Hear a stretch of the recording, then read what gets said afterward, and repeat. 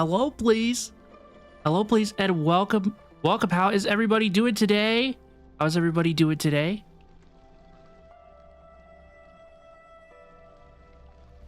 Oh my gosh. I hear myself from somewhere. Hello, please. Hello, please. Happy Reverse 1999 1.4 version day. Oh my gosh, today's a live stream. It is going to be super, super fun. I am so excited. I'm so excited. And I hope everybody's doing well. How is everybody doing today? Hello, please. Folks, we're going to say hello to everybody real quick in just a minute. I can't see. I'm here with Gochu Dokoro and Lyriel. Oh my gosh, you can't see me.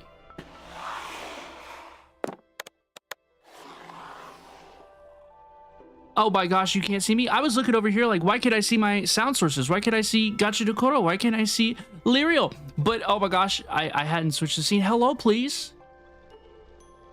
How is everybody doing today? They can hear you, Lyriel and Gochu Dokoro. Would everybody like to say hello, please? 1 second. Just kidding. They can't. Just kidding. They can't. 1 second. 1 second, folks. Oh my gosh. Okay. Oh my gosh. We're just a little. Look. I'm doing my best. Look, I'm doing my best. Okay. Okay. We're just gonna have to do it. Hello, please. Welcome in, everybody. How is everybody doing today? They can hear you guys, so please feel free to chime in. Oh my gosh, I'm so sorry for the scuffed audio. Thank you so much to everybody who just got here, who is here. We are having so fun. Everything should be ready now, okay? We hear them now, correct? Yes? Hello, please. Welcome, folks. I'm Robin Osiria. Gochu Dokoro, would you like to say hello, please? Hello. Hi.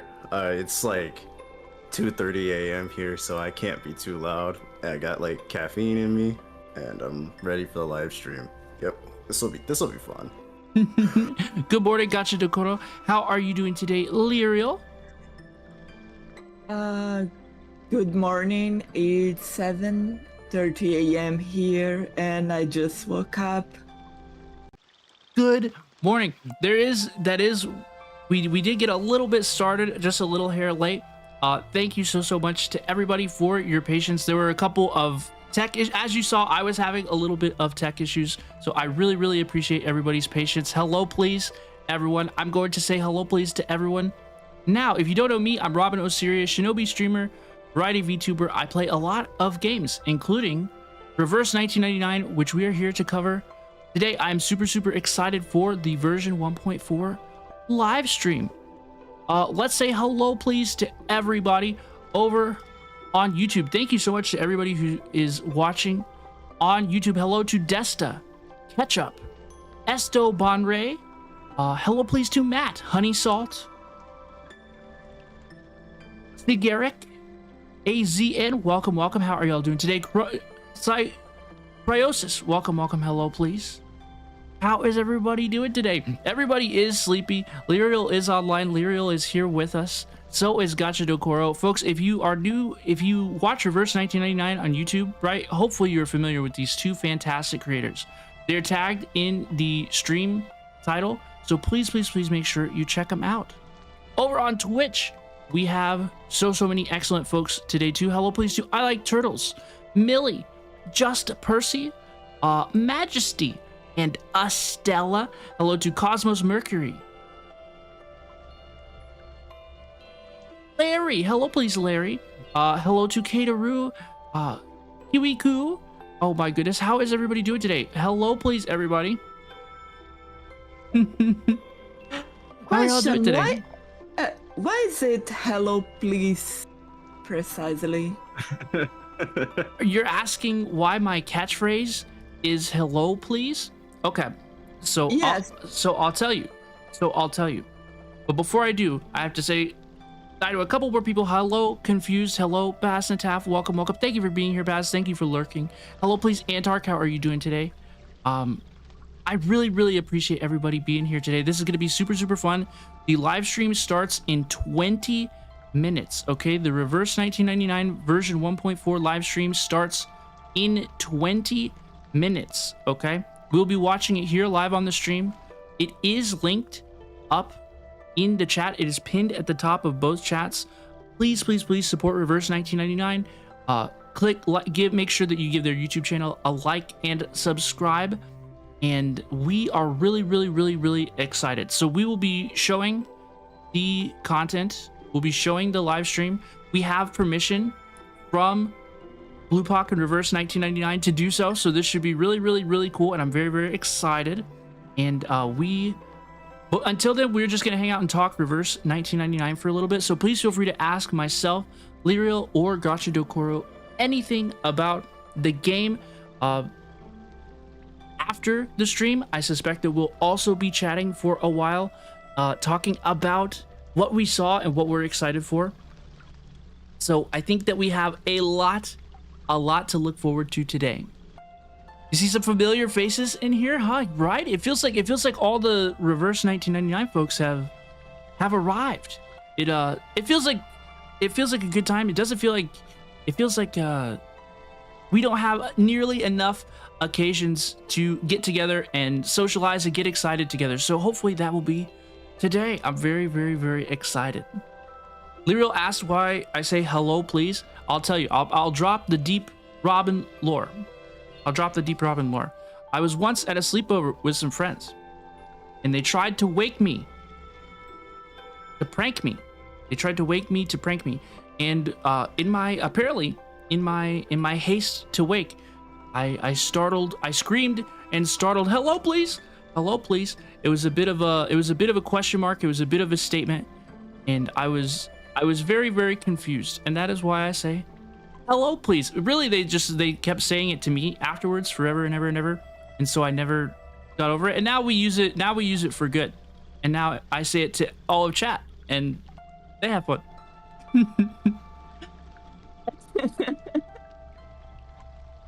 I wasn't expecting that, but that's such a great story. Well, thank you. I was hoping that everybody could go around a little bit and introduce themselves and maybe a little bit of the Reverse 1999 content. I'll go first just to give an example. Hello, please. I'm Robin. I cover a bunch of gacha games. Recently, I just started Genshin Impact, which has been really, really cool. But I was excited for Reverse 1999 when it came out. And then I made one video about accidentally leveling Lilia too high, and it's been a crazy, crazy ride for me ever since then. I love the game, I love the community, and I love some of the cool folks that I've met doing this, including Gacha Dokoro and Liriel. So Gacha Dokoro, if you care to talk about your Reverse 1999 journey for us, please. Hi. As Robin said, I'm Gacha Dokoro, working on a shorter name. We're still workshopping the name. Eventually, I'll have a shorter nickname you can call me by. But I heard about the game through, like, I forget where. It was an ad though. It might have been on YouTube Shorts, or yeah, I'm pretty sure it was YouTube Shorts. It was like 2 days before the game released. I'm like, you know what? I'll give it a shot. You know, I downloaded the game. I really enjoyed it, and I was like, well, I like the game. I like editing videos. I might as well just make content and see where this goes. So started uploading shorts and TikTok, and recently I've been trying to move away from like short form content and move on to like actual videos, and that's been fun. I've got a couple ideas in the works currently. Next video should be out whenever my lazy ass gets, you know, off the chair and actually finishes editing it, but it's like maybe 2/3 done, so it should be out relatively soon. Well, that's fantastic. Do you have any spoilers, any tease, any little bit of information that you can give us to might maybe hold us over until the video comes out? My mom's in the video. Okay, your That's mom? all you get, I guess. Your Yeah, my mom mom. is in the video? Yep, she is. That is really, really cool, and I'm really, really looking forward to that. Folks, please make sure that you check out Gacha Dokoro's channel and all of their Reverse 1999 content. Liriel also has an incredible accreditation to their name. Liriel, would you care to tell us a little bit about your Reverse 1999 experience? Oh, sure. You can just call me Luri. Thankfully, I have a shorter nickname. Damn. And I've been playing since the early days of the game. I think when 1.1 came out on the CN server.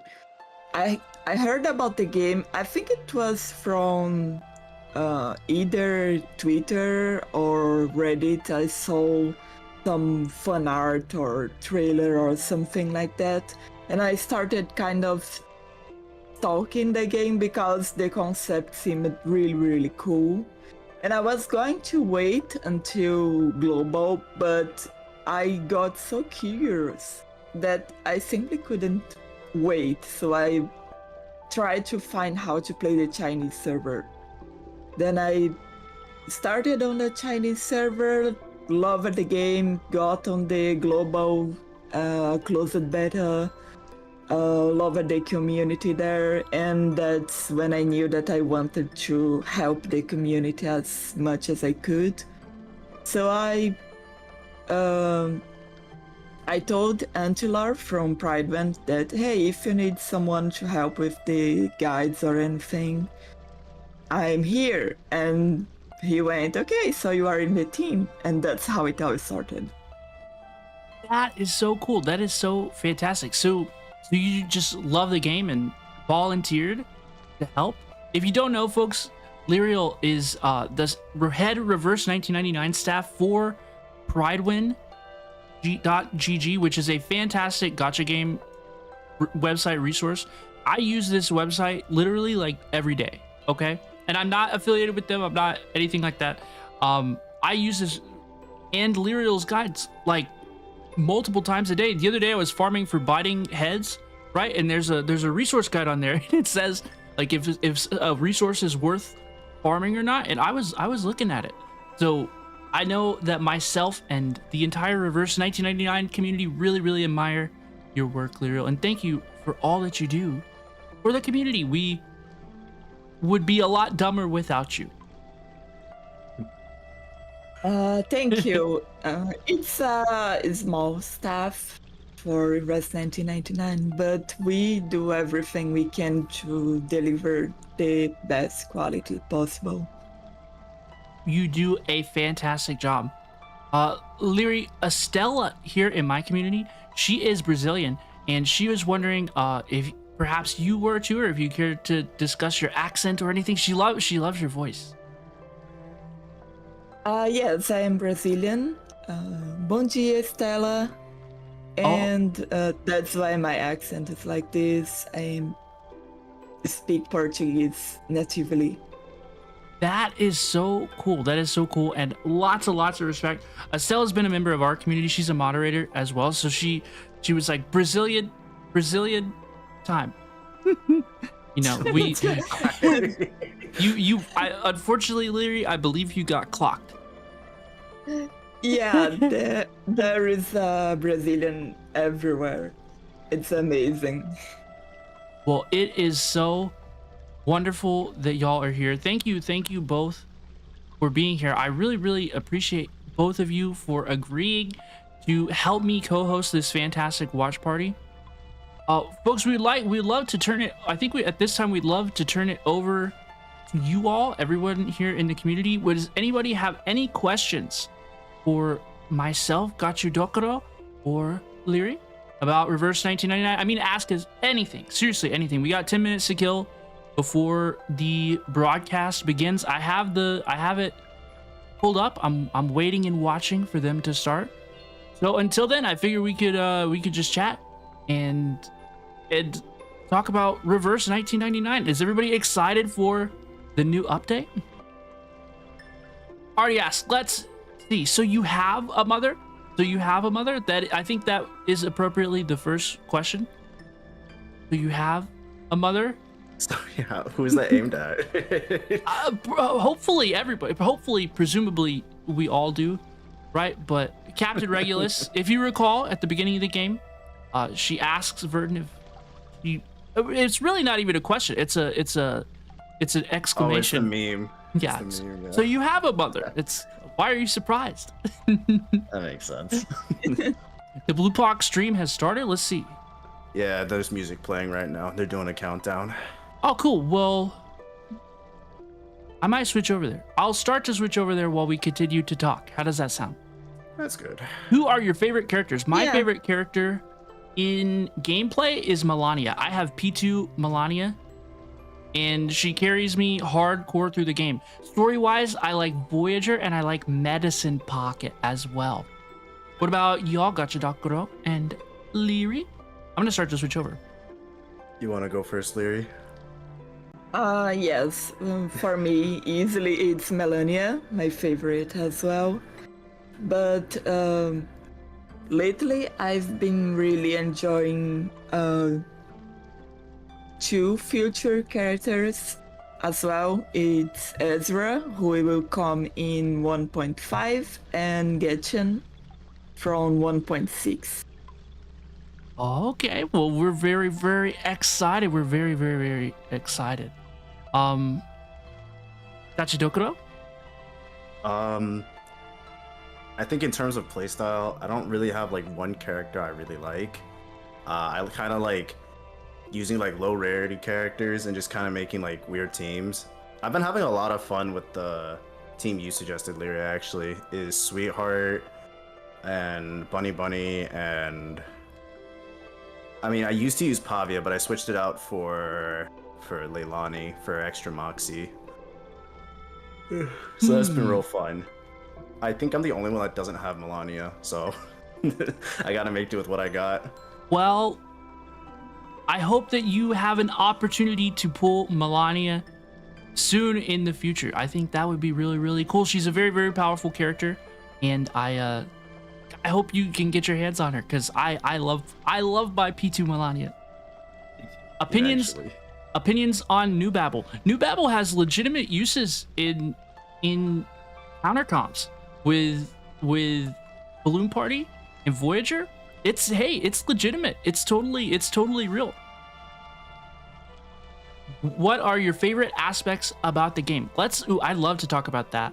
I was initially attracted by the art style. If folks, you may or may not know me, in fact, many of you probably don't.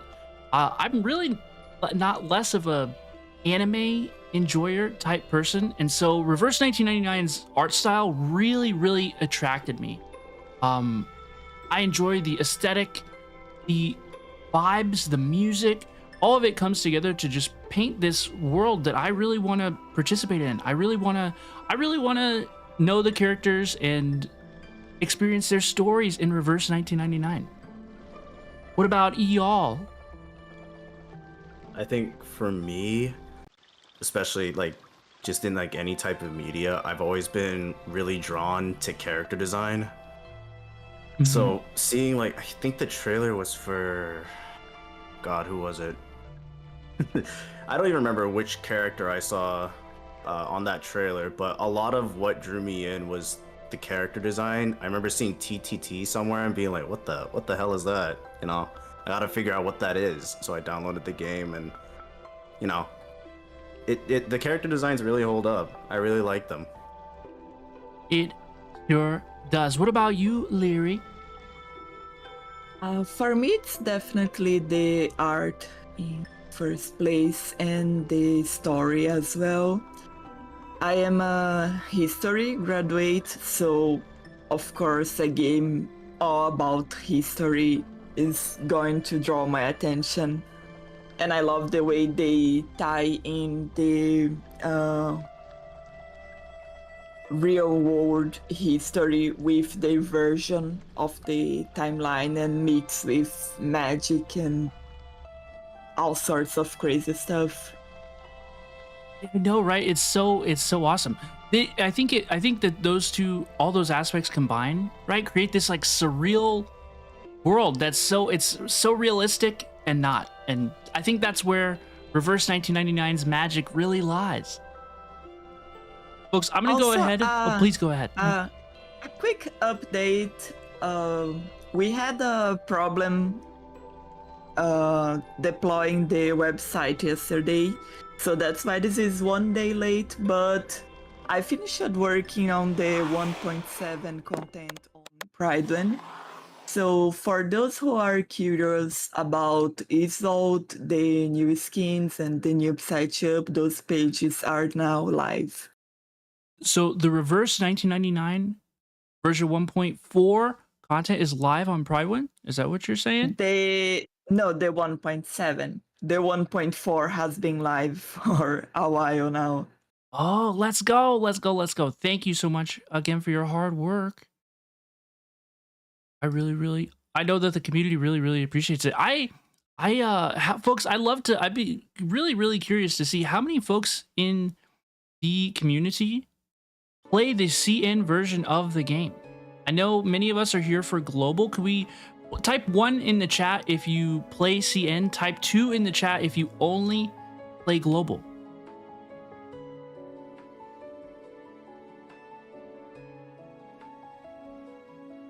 Let's see what the people have to say.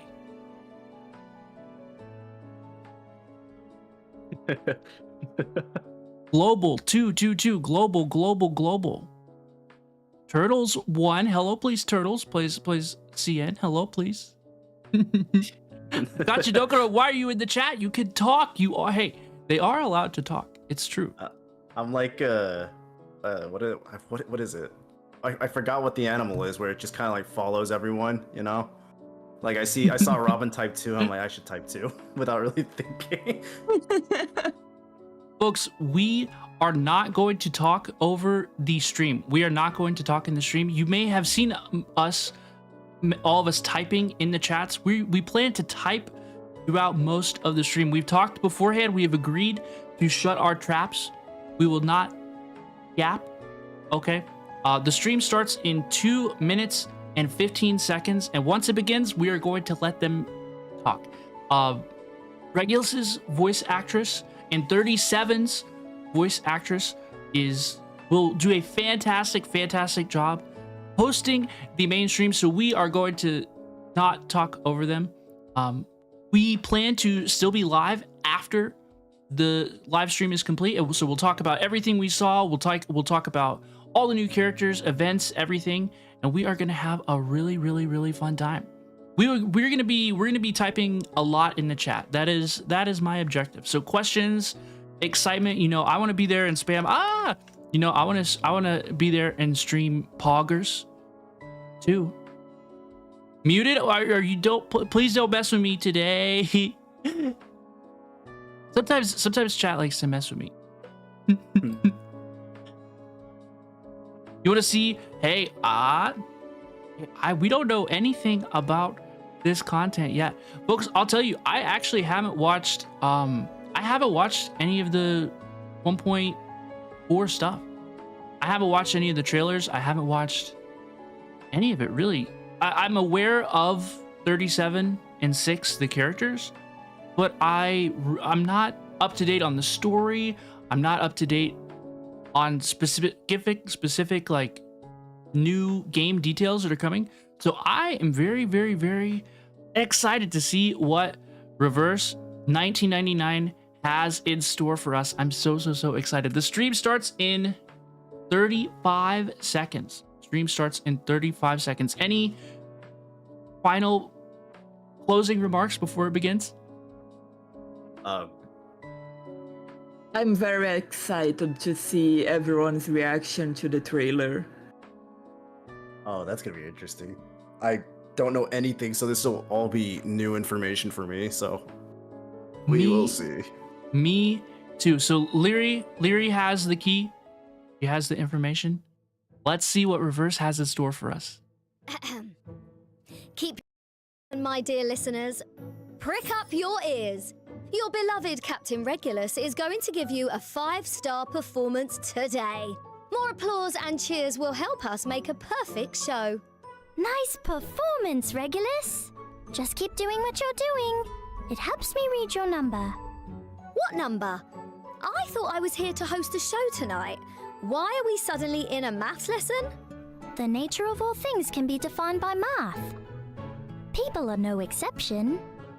Though your response is quite interesting, it will make an excellent observation sample.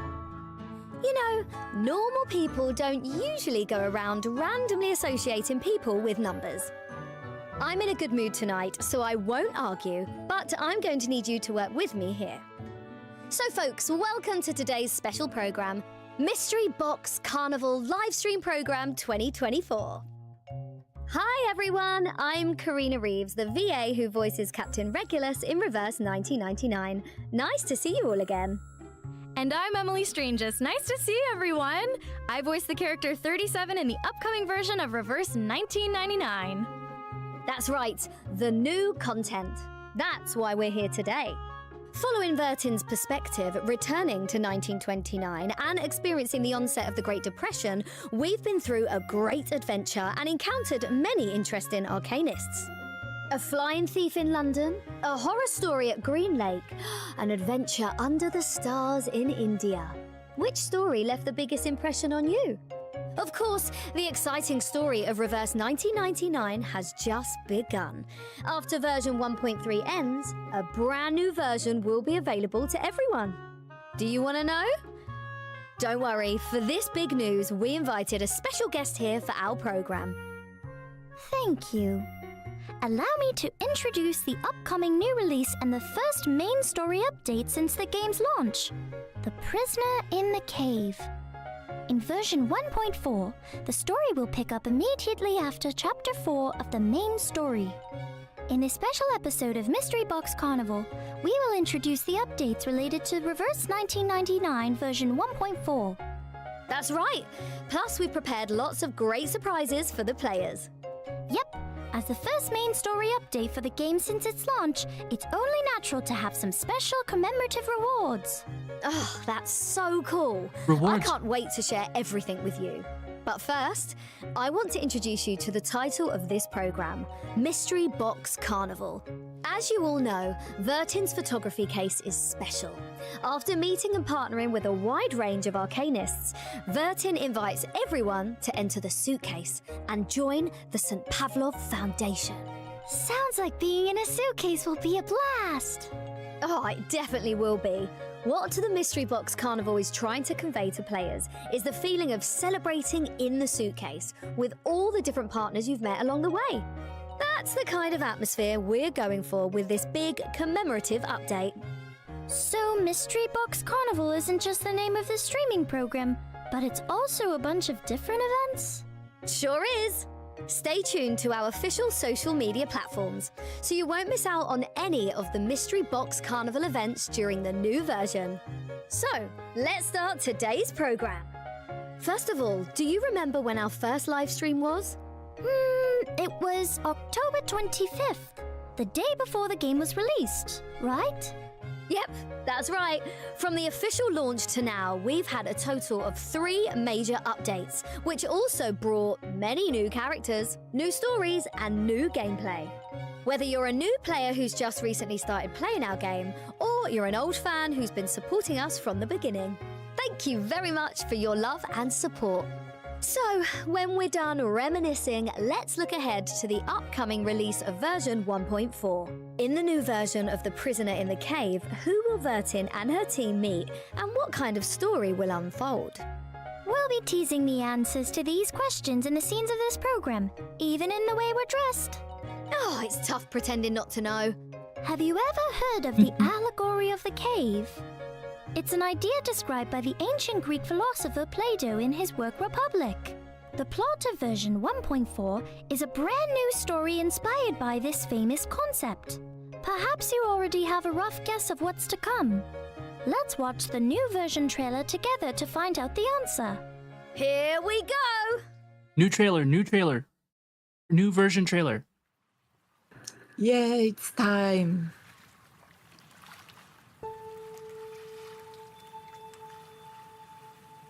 Your watch was telling the wrong time. Pardon me? I fixed it for you. 2007? Yeah. This is the year 2007. Is it not? What? We believe everything can be translated into numbers. Things are made up of numbers. and mathematics is the key to opening the gate of truth. How is this possible? You use a maths model to forecast the storm, and its results perfectly match what the Foundation recorded. We just worked out the patterns in the number sequences. Close your eyes, Vertin. Truth reveal itself to you. Truth. Timekeeper, watch out! Who broke the silence?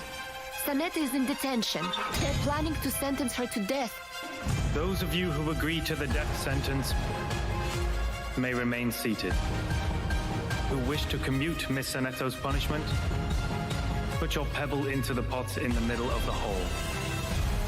The pure blood arcanist community. The unknown arcanum power. And the obsession with certain knowledge or identity. Sound familiar? I take not thought for needless disputes. Arcana! Lilia, Arcana.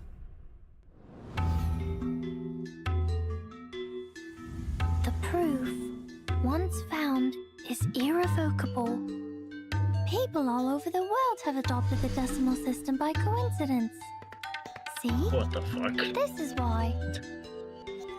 37. New character 37.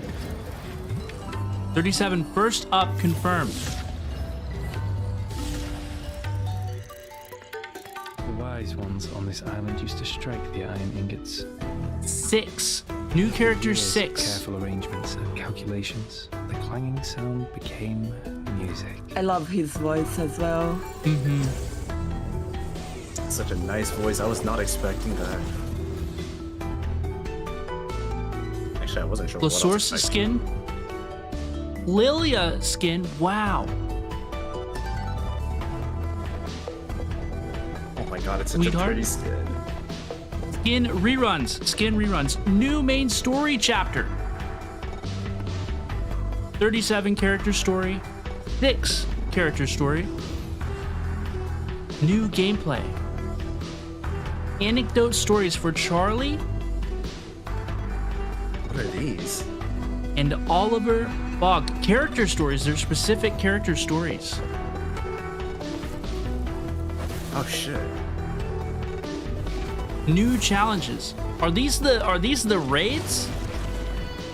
Yeah, these are the famous raids. Holy shit, that looks insane. What the fuck is that? New puzzle exploration modes. What the? This looks awesome so far. This looks awesome so far.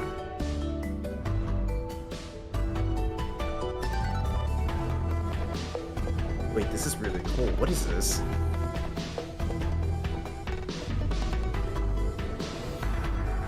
Achievements are coming to Reverse 1999. Oh no. Oh no, not achievements. New Utu Flash Gathering. I wonder what the deal is. New Wilderness set, of course. Oh, that So one's much pretty. content. Yummy. So much stuff. Yummy.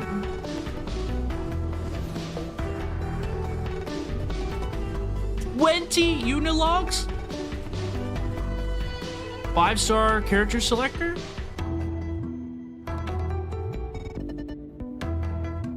Ooh. Limited time event summon? Wait, that was Fuck. 4 6-star characters. What was that? So you Melania, have a mother NMB, too? Voyager, and A Knight. Are Oh you a shit, that's dork? really good. I see everyone wearing gilt robes similar to ours, but the new characters in the trailer don't seem to speak or act like other Arcanists we've seen. Although, I think the way most Arcanists speak and act is difficult for all of humankind to understand. In general, we see similar attire more often in works of art depicting ancient philosophers. So it seems these Arcanists living on the island have a bit more familiarity with the classical school of thought and philosophy. The Prisoner in the Cave tells the story of Vertin's team and their relationship with this mysterious group. In the trailer, we also see that the buildings on this island have a simple geometric architectural style. I know, you can see it in the hall from the conflict of the story. Wait, they seem to be debating whether they'll kill Sonetto by giving her wine. What? That straight-A student Sonetto? Oh, this island is way too weird. Objectively speaking, whether it's weird or not, is a unilateral judgment that can be made from one's own perspective. In the eyes of the islanders, maybe this is completely normal. However, we can also learn from this that the inhabitants of the island do have a set of logic and values that is very different from the wider world. They have faith in numbers and believe that everything can be translated into numbers. They even name themselves after numbers. I am 37 and will be one of the central characters in this story. So are all the Arcanists that Vertin encounters in this new chapter weirdos? If I met them, I don't think we'd be on the same wavelength. But they're really different from the other Arcanists I've met before. Or should I call them mathematicians? Historically, many famous Arcanists have been philosophers, theologians, mathematicians, physicians, and even naturists.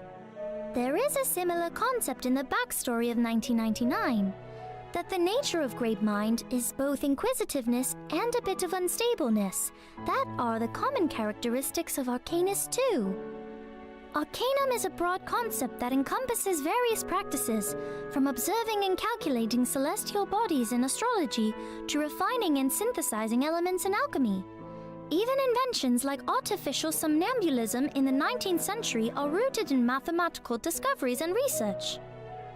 In Arcanum, numbers are endowed with rich meaning and power, including energy, morality, yin and yang, and the ability to predict the future. I don't get it. It's okay. Even on the island, there are people who can't fully grasp the ideology of this school of thinking. Take this red-headed girl, for example. Her name is Sophia, and she's one of my childhood friends.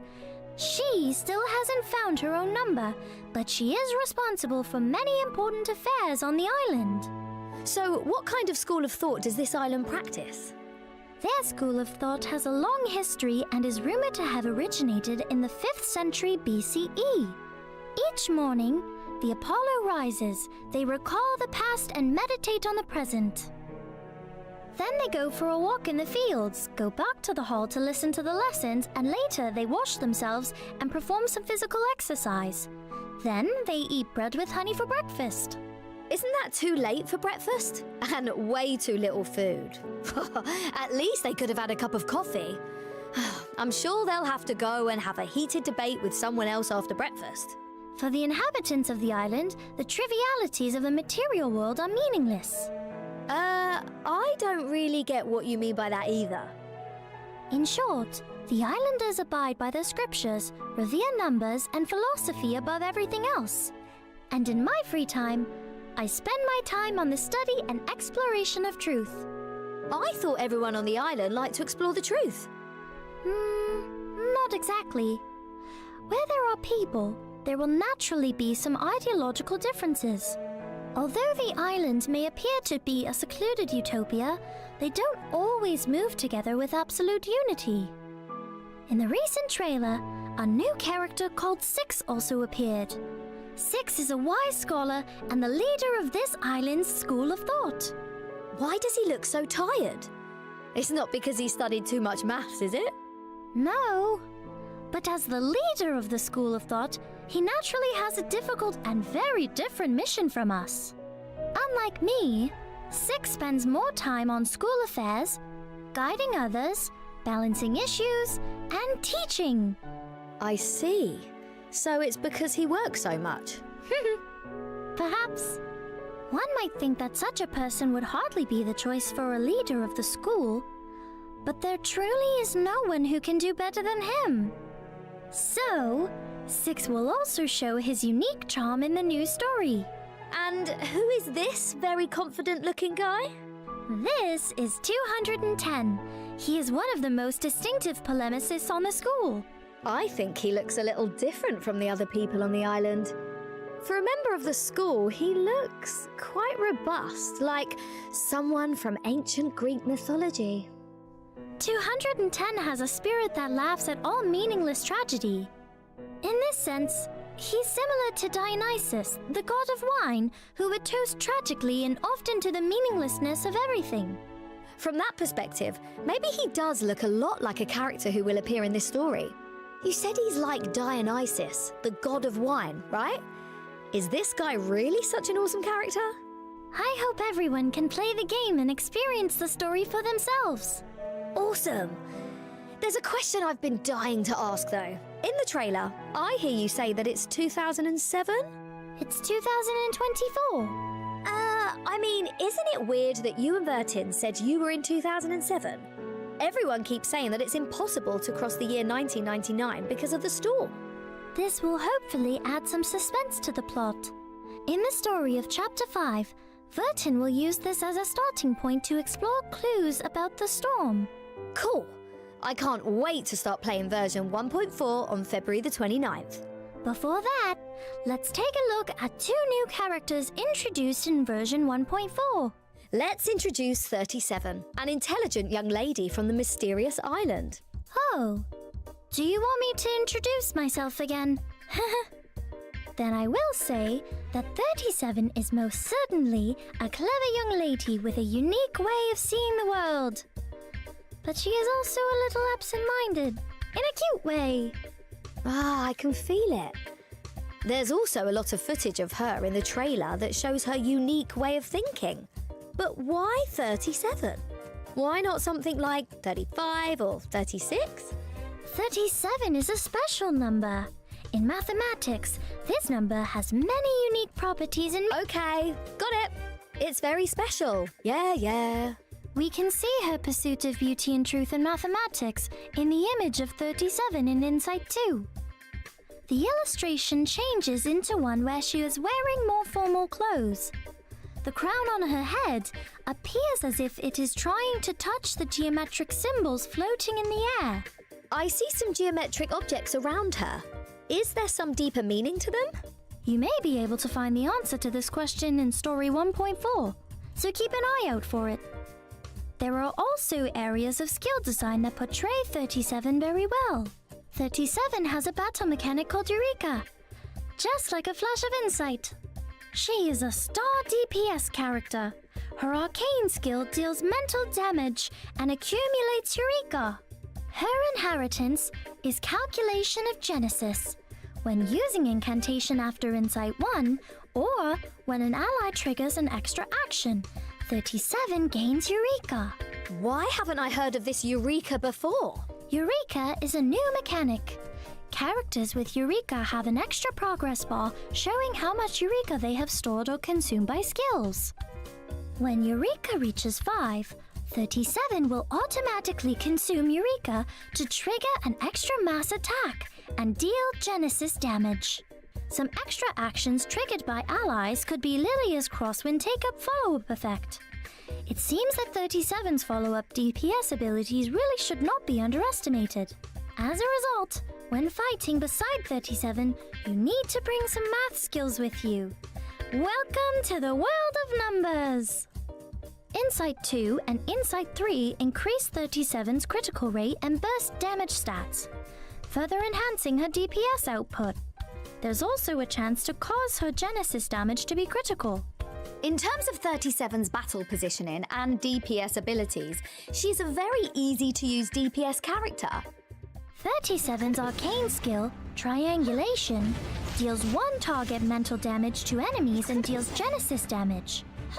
A very simple DPS skill that suits her positioning. See? An obvious triangle! Curve mapping is another arcane skill. Not only can it deal mass mental damage and Genesis damage, but it also grants sturdiness, ensuring her a certain level of survivability. It seems that throwing triangles is 37's means of attack. You might say it's quite symbolic. It's like Regulus bashing people with notes. Then, after gaining Insight 3, I see the blue. 37's inheritance allows a chance for all of her skills to inflict critical Genesis damage. Her ultimate is Kingdom of Geometry, which increases the mass attack of all allies and her own Genesis damage, as well as supplementing her Eureka. Used at the right time, it can trigger another follow-up mass attack. Oh, all her ultimates are buff skills, not attack skills. 37's mathematical calculations can provide a full range of functions. Beating up the Although her whalers? ultimates are not attack type, 37's overall DPS is very powerful.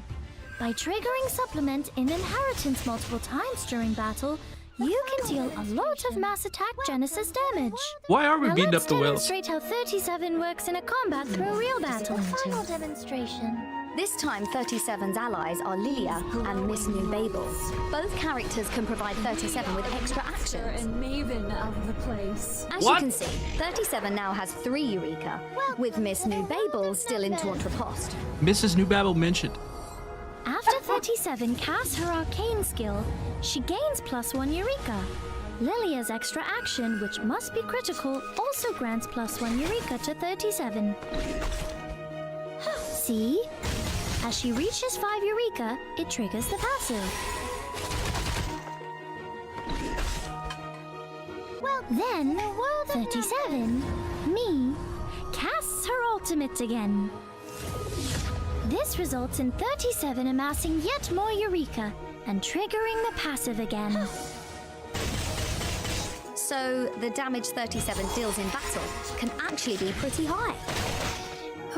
I just saw a blue number appear. What was that?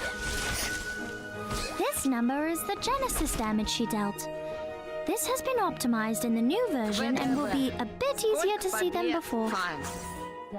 Let's take a look at another new character, 6. 6. He is an intelligence arcanist and is a resourceful support character. In the upcoming version, we will see 6 in the main story. Like 37, 6's illustration in Insight 2 is also full of the beauty of math and geometry. It even feels like he is a pathfinder who carries the torch of mathematics forward. It does feel that way. The feeling of him being a leader of the school comes across very well. But then I think of him being a burnt-out workaholic, and I feel a bit of a contrast. That's true. He once famously said after presiding over a meeting, "I require a moment of peace to soothe my wearied consciousness." Contrary to his cold, rational, and authoritative presence, 6 is more of a detached hermit who believes in pacifism rather than being a wielder of power. Based on the duty and obligation of the number he symbolizes, and based on his love for the school, he has followed each of their most antiquated traditions to this letter.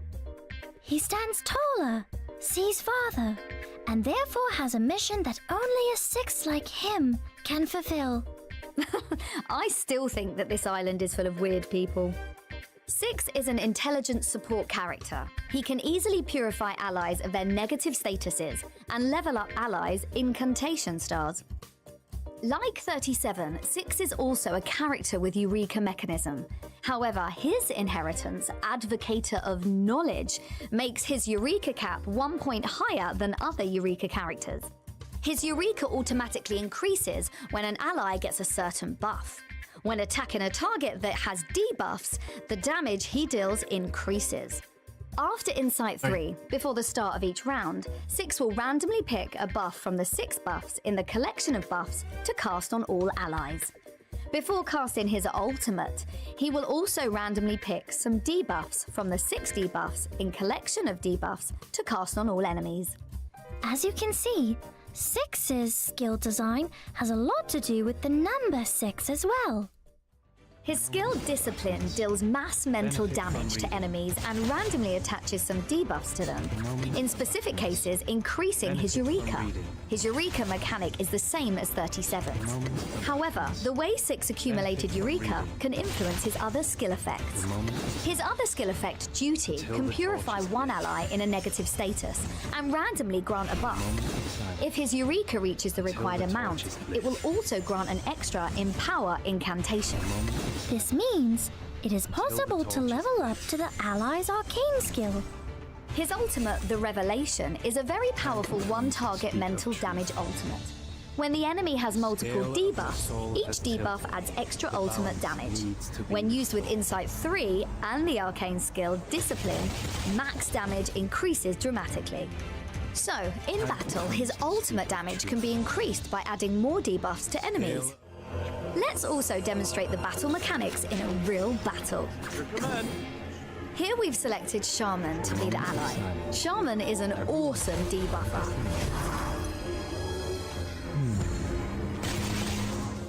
As you can see, we've added a lot of debuffs to the enemy.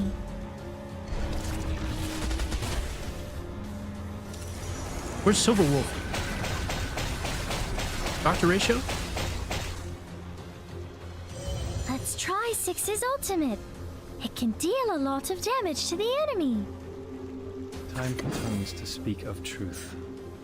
The moment of utterance. A brave decision. The scale of your soul has tilted. The balance needs to be restored. No, there isn't a cap.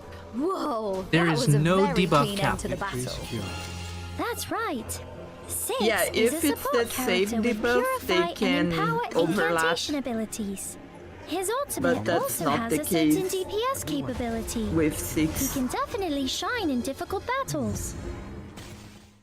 So, that concludes the skill demonstrations for the 2 new characters. How do you all feel about them? As for the character story events of 37 and 6, they will be introduced separately in the first and second halves of the version, where we'll learn more about 210 and 6. 37's character story event revolves around her and Sophia, providing insights into things that happened in their childhood.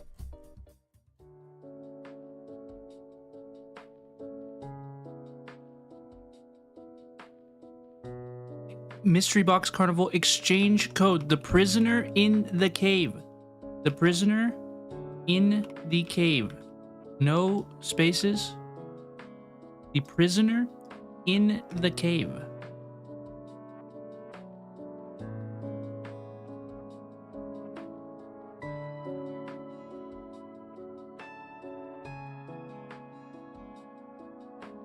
This is available right now. Presumably this is available right now.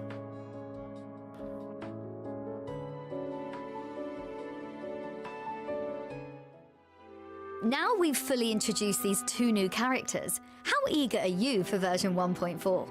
This is the update time for the characters in the summoning banner. We hope it will help you better prepare for the new version. 37's summon event will be held from the version update until March 27. While the summon event for 6 will be held from the 28th of March to the 18th of April. The probability of drawing the characters 37 and 6 from the summoning banner will increase during the event. At the same time, during this Mystery Box Carnival, the first milestone, a special summoning banner, will open. The 6-star characters gained in this summon will either be a Knight, Anand, Melania, or Voyager. The summoning banner opens on March the 7th and closes on April the 18th. As an extra gift, it will also give 7 summon chances, which will be given on separate days. During the period, players only need to log in for any 7 days to receive the 7 free summons. Mystery Box Carnival is great. I hope there'll be more carnivals like it in the future. But wait, there's more. Melania mentioned The characters Melania, Pickles, and Diggers from version 1.1 Oh, shit. will also enter the general summoning pool after the version update. Does that mean I'll have a chance to draw a version 1.1 character from the general summoning pool? Yes, soon more characters will be added to the general summoning pool. Keep an eye out for them. In the trailer for version 1.4, we showed you a few of the characters' new garments. Do you remember them? After the version 1.4 update, the Between Lines and Numbers series of garments will be speech available at the transfers. bank. They will be Lilia's The Art of Destreza, Diggers, Another Assumption, the Raw Jukebox themed garment, Sweethearts, The Preaching of Venus, and the event's free garment, The Sources and Tinamies, which will be available in the shop for a limited time. Like the clothes we wear, the theme of these garments is related to geometry. Additionally, in this version, the garments sold at the bank and Raw Jukebox themed garments will have new garment skill effects added to them. Yes, The theme of these garments in this issue is centered around the Island Academy. We've got an initial demonstration of Lilia's The Art of Destreza. Let's watch. Lilia skin showcase. Well done. Now I will bring countless victories as Red Flash. The wind is most comfortable now. She's Let's so take pretty. off. Holy Look at my shit. back. The skin is so pretty. Don't blink. Swallow my exhaust. Ha!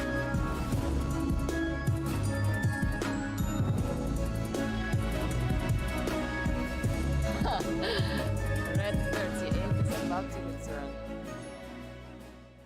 So freaking cool. In this issue's themed garments, Lilia's garments are inspired by the fencing teacher. The whole garment relies on the Destreza flow of fencing for inspiration and design. Every step, attack, and defense is based on a well-calculated route. Also, Digger's garment, another assumption, will be available at the bank. Does it say no maths behind him? I think I see him in a new light now. Also, here's the rebellious math teacher Diggers displaying his reconstructed geometry to create a projection that contains many piano curves. Ooh! Sweetheart's garment, the Preaching Venus, will also be rolled out in the new version. True to her name, she is a demure and contemplative art teacher on this island, symbolizing supreme aesthetics. Wow, she looks like a goddess. La Source's garment, Antinomi's, is also very cute. You can get it for free in the UTTU Flash Gathering event. It is a design from the early 20th century academy. La Source is standing on the Penrose stairs, exploring the giant castle of mathematics. The Carnival on the Pitch series skins released in event version, the Theft of the Rimmick Cup, and Centurion and Regulus's special garments will be returning for a limited time in version 1.4. If you miss these themed garments, or if you're new to the game, this will be a great opportunity to get them. Also, the new version will have effects added to Carnival on the Pitch series skins. Take a look!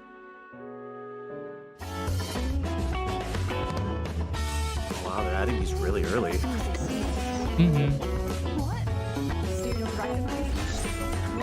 Oh, they are adding the new special effects early. Oh, that's so cool. It looks super, super, super cool. Yay, we won't have to wait until version 1.6. I love that they do that, where it's like they push out the quality of life stuff earlier than usual. That's nice. Yeah, I was hoping for this as well. Fuck, do I buy all the skins now? Oh god. The 1.1 Utu music is peak reverse 1999. I use that BGM all the time. Dun dun dun! Now for the big treats. So good. In honor of this mystery box carnival, Reverse 1999 has prepared a series of events. Let's see. What would some of these be? Maybe a commemorative reward or something. Haha, of course there is such a reward. This is the first major update to the story since the game went live, so our new version update will give away richer in-game item rewards than ever before. First up is the Treasure in the Suitcase sign-in event, where you can claim a combined total of 20 Unilogs by signing in during the Mystery Box Carnival. 20. Wow! I didn't expect such a great reward right off the bat. 20. I'm really looking forward to it. That's just an appetizer. There are even more unexpected prizes in store. When the new version launches, the Carnival Invitation event will open too. During the event, players can select a 5-star character from the general summoning pool for free. Players who want to acquire a specific 5-star character won't want to miss this opportunity. For example, you can choose characters such as Bacorn Bloom or Tenant. That's right. Some players might not have got their beloved 5-star characters yet, so this will be good news for them. Splendid! My list of Arcanist friends is growing. In addition, players can also get growth materials as gifts. For example, I think most players feel that growth materials are always in short supply. During the release period, the game will also roll out the time-limited Treasure on the Beach login event. Daily Science Yeah, will it's grant one of extra the new yellow quality materials insight being added materials. to the game. Wonderful! They're adding more. I can help a lot of players save time on character progression. On the day New the release crafting goes material. live, an email will be sent to your in-game mailbox in commemoration of the release. In it, you can claim the Roman in Geometry Mystery Box Carnival pretty. Limited Portrait. This looks like a clock hand. Is there some special meaning to it? Yeah, here is Vertin strolling on top of a geometric clock on the beach. Her shadow falls on the ground, projecting itself as a clock hand. That's Vert. It just happens to coincide with the setting of her travels through time. I thought that was 6. When you put it that way, I did not think it was I Vertin. really, really want this portrait. Yeah, I thought it was As long 6 as you as log on well. in time. A big thank Oh. you to all the players for their support. Oh well. New code 37, a prime number. 37, a prime number.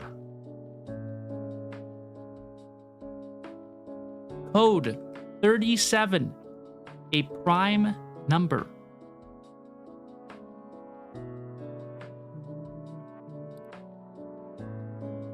This is good. 37, a prime number.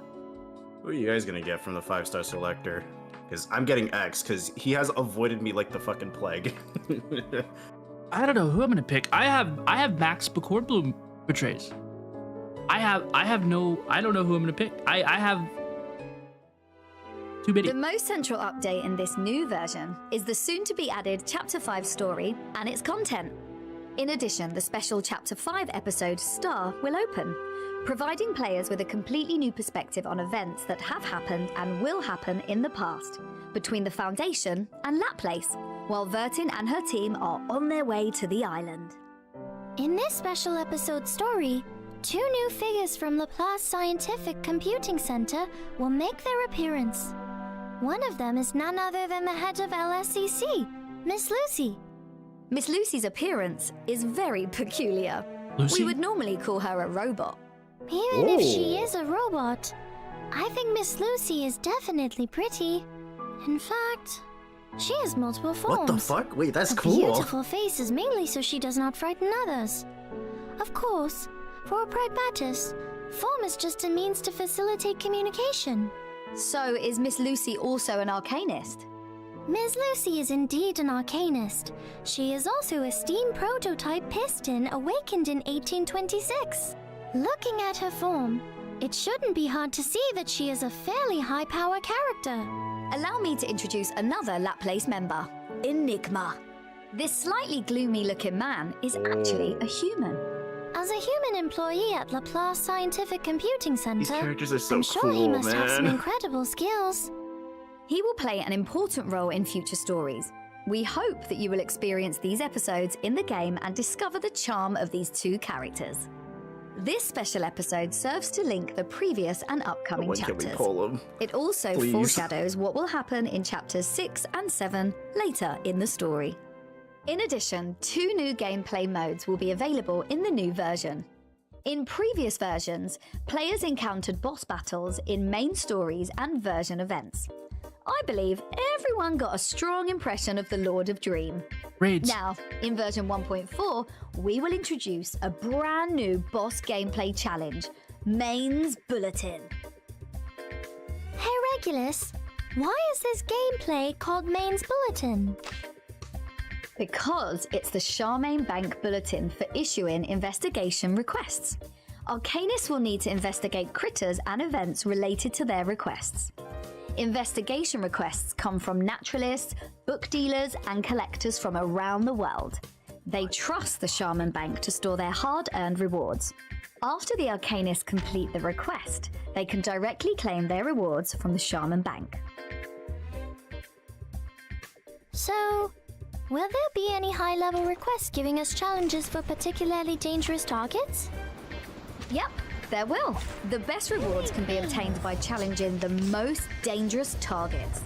Main's Bulletin will Wait, periodically the publish new Sharma Bank customers' is requests and from reports. Shaman's So there will family. be different bosses for you to select It to is? challenge. Yes. Oh, Oh, does that mean there are only boss-level enemies in these challenges? that's why it's called that. That makes sense. Uh-huh. Only bosses will appear in these battle levels. By forming your team well, you can experience a boss rush that is unique This looks fucking to sick. 1999. Oh my god. This looks super In cool. endless mode, the investigation targets have infinite health. These formidable bosses come with special mechanics and advanced transformations, Infinite adding health? extra challenges and providing a different experience to your battles. Oh shit.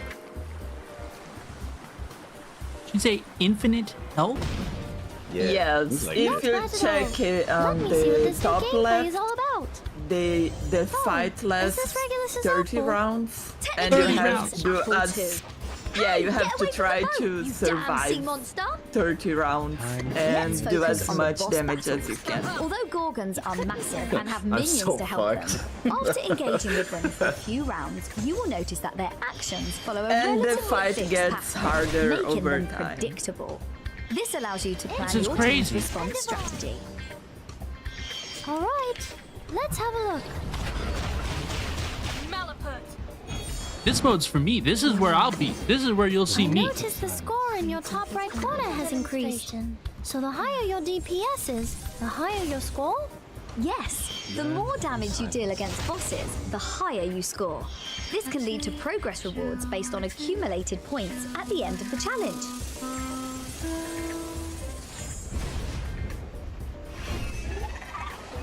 Yes! We successfully beat a Gorgon in stage 1! But the Gorgon's HP is Oh, God. recovering. Because at this point, the Gorgon enters stage 2. It will gain special statuses and become even more powerful.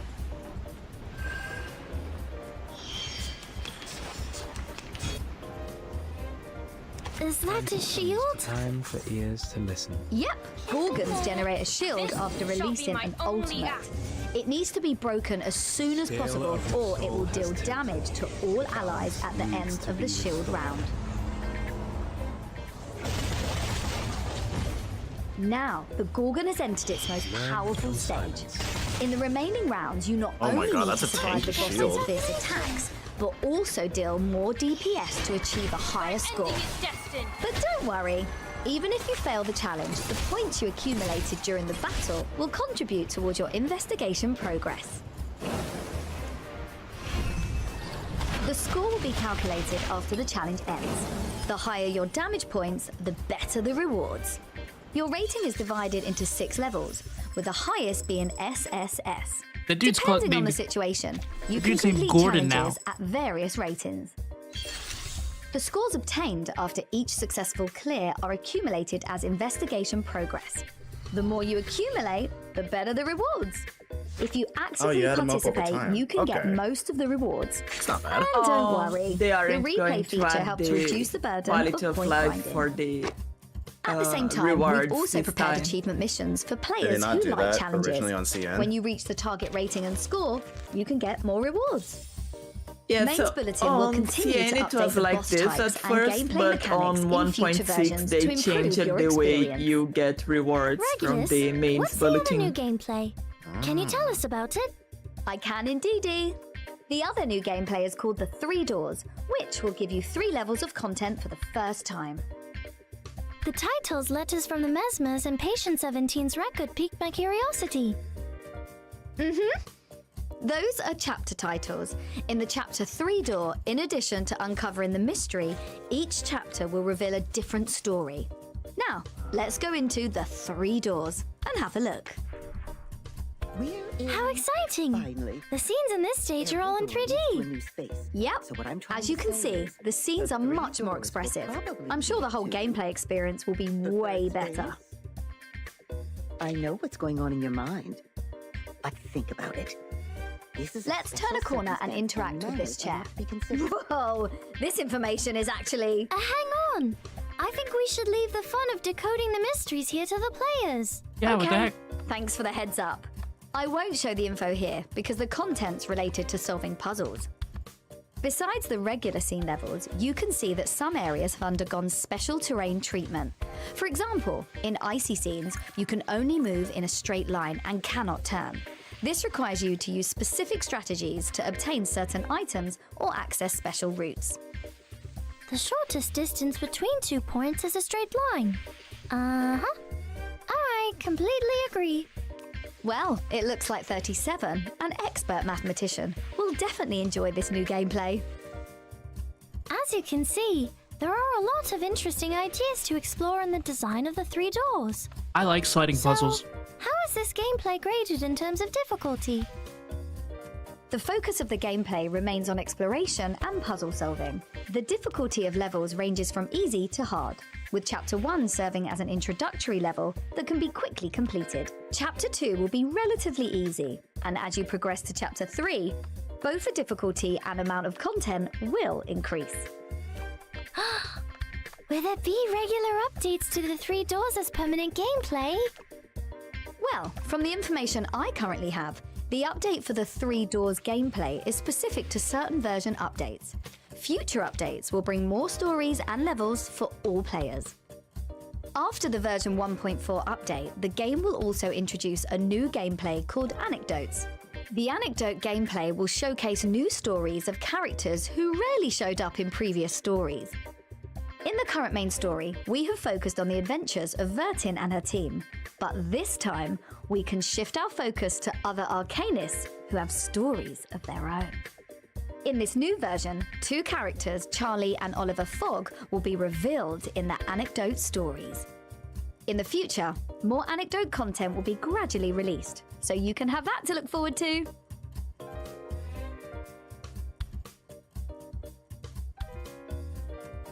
Oh, is this the Anecdote story for Oliver Fogg? It seems like there are many aspects of this character that you might not know yet. That's right. The story narrated here follows Oliver Fogg as he decides to apply to Cambridge University. He looks like a VTuber, a PNG walker, PNG tuber, recording a video in the reverse 1999 home screen for TikTok.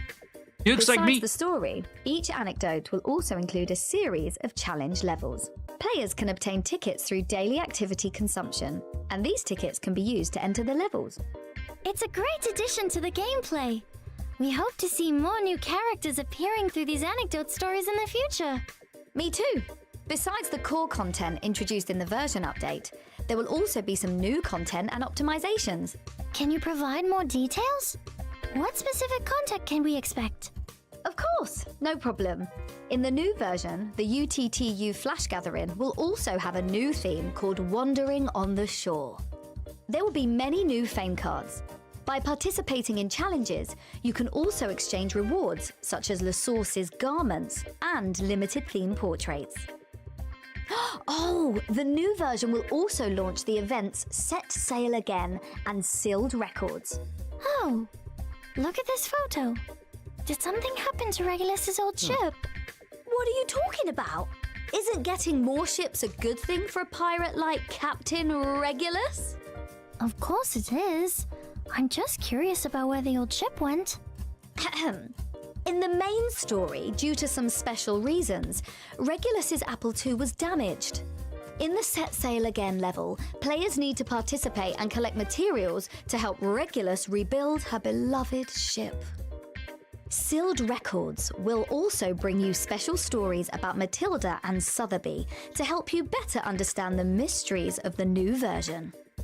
I'm delighted to see more of these 2 ladies. You all probably noticed the small round cards that appeared in the trailer. Achievements. Are these badges? The designs are exquisite. Yeah, these are badges of wonder. In the new version, players can earn these badges by completing various achievements. It looks like they form a complete set of badges. Do these badges have any special uses? Smart. After collecting a complete set of the badges of wonder, it will trigger unique background effects exclusive to the set. Then, these cards and backgrounds can be displayed on your personal profile. Bragging rights. A brand new island-style wilderness theme pack, Thoughts of the Sand, will also be launched in version 1.4. Everyone is welcome to visit the island. Yeah, I know. Everyone but me. Anyway, at the same time, the new version will bring a series of optimizations to the wilderness gameplay. Currently, 4 planned saving slots have been added to the wilderness, making it easy for everyone to save multiple sets of plans. Let's go. In addition, the wilderness island capacity will increase from 120 to 150. allowing players more freedom to build their own wilderness. The sharing feature for the wilderness is currently under development and is expected to be implemented in future versions. Stay tuned! Cool. 6 the perfect number. New code. 6 the perfect number. 6 the perfect number.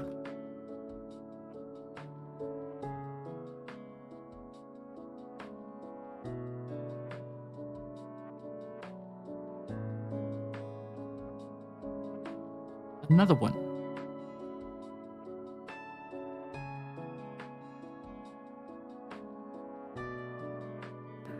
The rewards in all these are so good. Right. Yeah, What these is are this? Really fucking good. Is this a... That's crazy. In this program, we provide a detailed introduction to the brand new characters that will be debuting in version 1.4, as well as rich and interesting new gameplay, and loads of rewards. But we still have lots of surprises left for you. That's right! Are you curious about what kind of people are behind Reverse 1999? Yep. So we invited a few of the game's core production staff to explain how they created this popular retro-style game. Without further ado, here is a mysterious image from the Reverse 1999 developers. Oh, don't worry. They're a friendly, quirky bunch. I'm sure you'll like them. Hello, please, developers. I wasn't expecting this. 海外的玩家们，大家好。没想到以这样的形式跟大家见面了。我是制作人 Hidako。大家好，我是负责游戏内容设定和故事的 Factory Head 公头。大家好，我是竹美嘉宾猫。Hello, 我 please. 们也算是第一次正式的跟海外的玩家们见面，感谢大家一直以来对《重返未来1999》的支持。好像后面有 Q&A 啊，不过在 Q&A 之前，还是先来聊一下这次的版本吧。本次我们带来的是一个乡中巡游主线版本，也是一个第一个内容量极其丰富的大版本。So cool. 这一次呢，我们的故事又会回到主线，维尔汀带着他的同伴前往一个新的冒险啦。本次的故事会是主线3部曲的一个开幕，也是我们这个3部曲非常重要的一个情境。新的角色、新的时代、新的势力，这个版本故事一定会为大家带来全新的体验，希望大家喜欢。其实比起向前看，我们想要尝试一下回头望向过去，因为跟当下狂飙突进的这个互联网时代相比，已经过去的20世纪的世界文化显得是那么的别有韵味。我们很喜欢当时的一些文化元素，像海盗电台、I'm gonna try to answer the questions. They said, where did they get inspired to make Reverse 1999? 是全世界宝贵的精神财富。我们为此创造了一个独特的世界观，希望能够展现这些世界文化绝佳的一个平台。这也是我们当初想要构建这样的一个世界观的一个初衷之一。1999的名声也正是传达了我们现在回望过去、又渴望前方的期许。I completely agree. How did the dev team bleed blacks? 美术方面颜色比较重要，我们摒弃了传统游戏那种比较鲜亮华丽的颜色，然后取了电影式的比较写实深沉的颜色。合理的配色构建出了电影感重要的一环。不光是颜色，游戏中的一个角色的 Life Ready 的演绎方式，过场视频的镜头啊，音乐的选择，其实我们都是会非常努力的往写实还有严肃叙事的方向去设计。这些设计很符合我们想要设计的一个正剧的一种剧本，这也是构成了我们一个电影感的一个基石。Who are your favorite characters? 弟弟特别可爱。他是挺可爱的。我个人是非常喜欢尼可波顿的，他的台词和故事都是非常有典故的，然后包括他的配音配的超级好。我喜欢嘉宾猫。啊。Will there be more content revealed about the characters' backstories? 这次版本更新的意识模块，就是为了能够有更多的空间，露出更多的角色。Nick Bottom mentioned. 随着故事的发展，我们也会有更多隐藏的势力和阵营会被逐渐的揭露出来，他们会跟现在现有的角色和阵营一块一起构建起我们1999最完整的世界观框架。 We have a dog banner. Can we have a guest cat banner? 我们非常希望能够给大家讲述一个我们自己所爱所关注的故事。希望大家能够感受到我们这些角色和我们故事的魅力。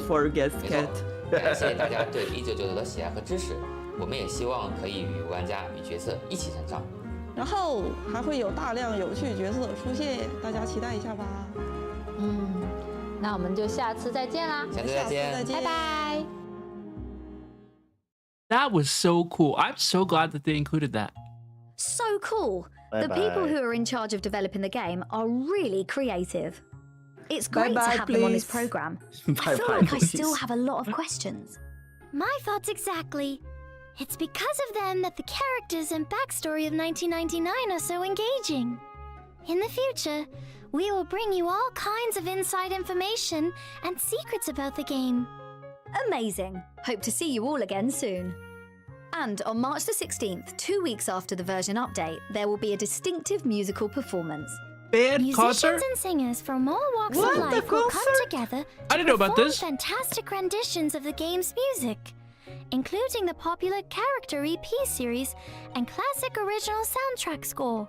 We are fortunate to have invited so many popular and powerful creators. Are my favorites in here? Each here? has a unique personal style and charm. We are sure they will give us a fantastic performance. Wait, I love so many of the people. I can't wait to hear my favorite song, Who covered? Regulus again. The guests also include musicians who wrote original songs for this performance. I mean, hey, could there be anything more exciting than seeing people passionate about creating music for 1999? Who's involved? Oh, just thinking about it makes me want to dance. The music program will be live streamed on the official YouTube channel. Don't miss it. Speaking of music, I remembered something we'll probably have a watch party. Important. You'd like to be there. Since the beginning of last year, we have launched many different styles of music EP videos. And we have also received lots of comments and messages from players showing their love. Well, here's some more good news. A reverse 1999 music label is coming soon! The 1999 Records!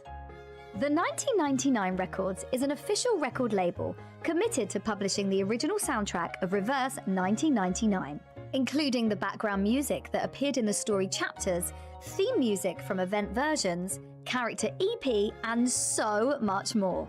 If you see this name, it is our game's music label.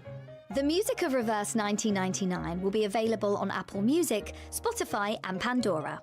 Music lovers should keep an eye on official social media for more information. Finally! We are sure that our future music will bring you new amazing experiences too. Nice. What's even more exciting is that physical Reverse 1999 merch will also be available. The following images will give you a glimpse of our fabulous merchandise. Nice! Wow! What kind of merch will they be? Let's take a look. Time to throw away even more money.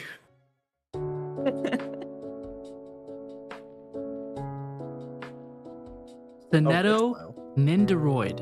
Sonetto Nendoroid. Oh, that's so cute. I need this one. Fuck, it's gonna be expensive. Optional combat effect panel. Optional parts glass pen. She comes with accessories. Sonetto comes with accessories. Ooh, a background sheet. That's nice. Oh, she's so well done. She's really so well pretty. done. She's so cute. Order period. It looks like through. This? What? Burton? I have pre-ordered this one already. Oh my god, that looks so cool. Yo. I know this is gonna cost so much money though. No. This is one of the most creative pieces of merch that I've seen for a gacha. It's on sale? Wait. How much? Sonetto's design is adorable. And the Nendoroid modeled after her showcases her personality even more.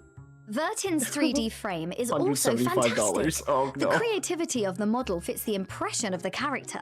OMG! It's like looking at Vertin herself. It's so good. I love them both so much. But where can I buy them?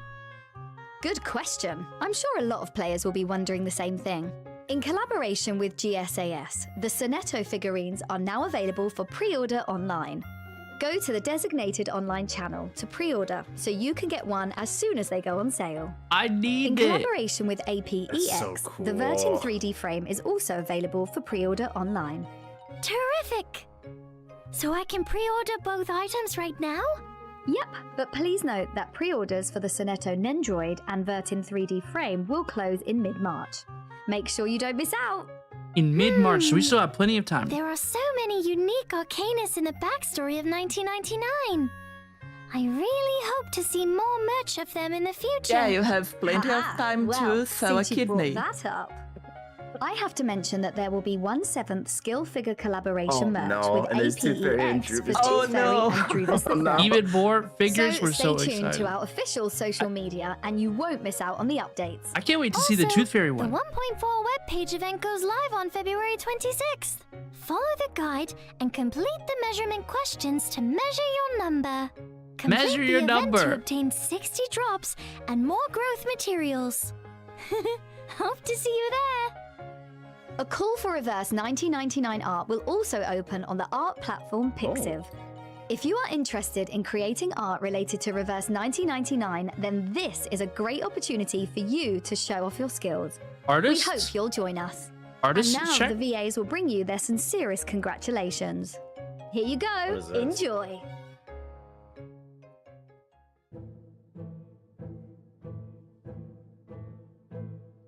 Hi, it's Emily Stranges, and I voice 37, and it has been my absolute pleasure to bring life to this character.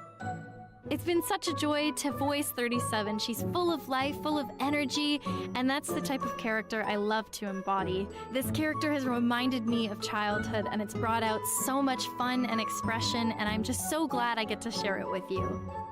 This project has been years in the making, and I'm so excited to finally get to share it with you all. Thank you to everyone who worked on it. See you in the game! You're back. Thank you. Of course you are. Because this place is the origin. Hi, players from Reverse 1999 Global Server. This is Zach Morris, the voice of Six. I want to thank you all very much for playing this game and hopefully unlocking my character. And if you did, I hope you're enjoying playing him. I just want to say a massive thank you to everyone on this project and for making it happen. I hope you all enjoy the new event. Happy Mystery Box Carnival. A spinning wheel is meant to turn around, just like fate is bound to happen. In many cases, we don't have a choice.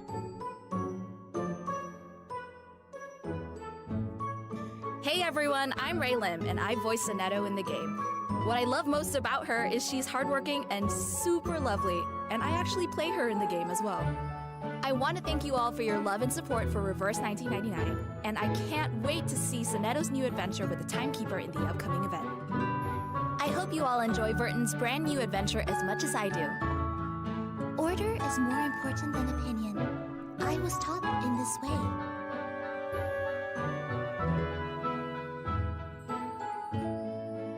Hello, my lovely listeners. I'm Karina Reeves, the voice of the awesome Captain Regulus.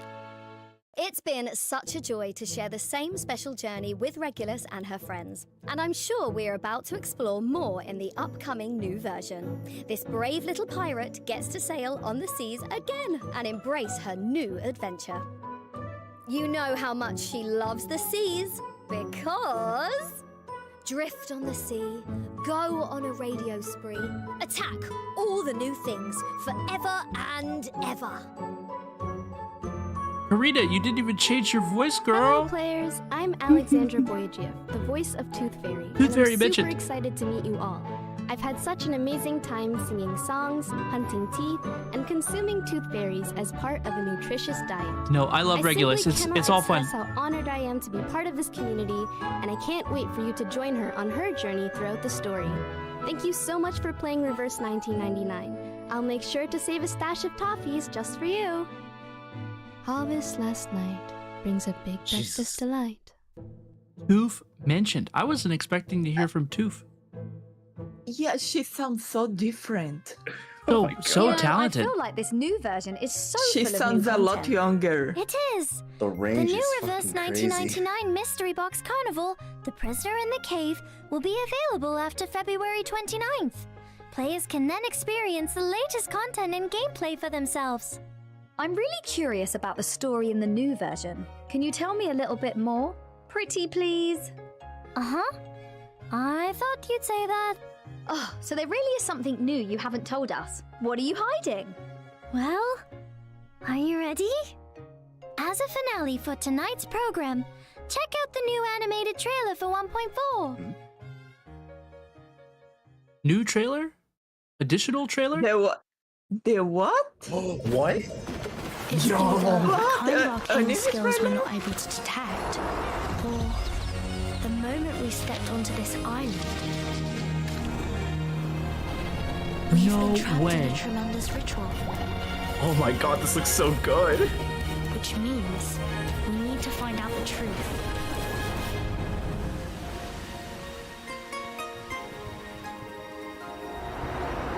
Vertin, can you see it?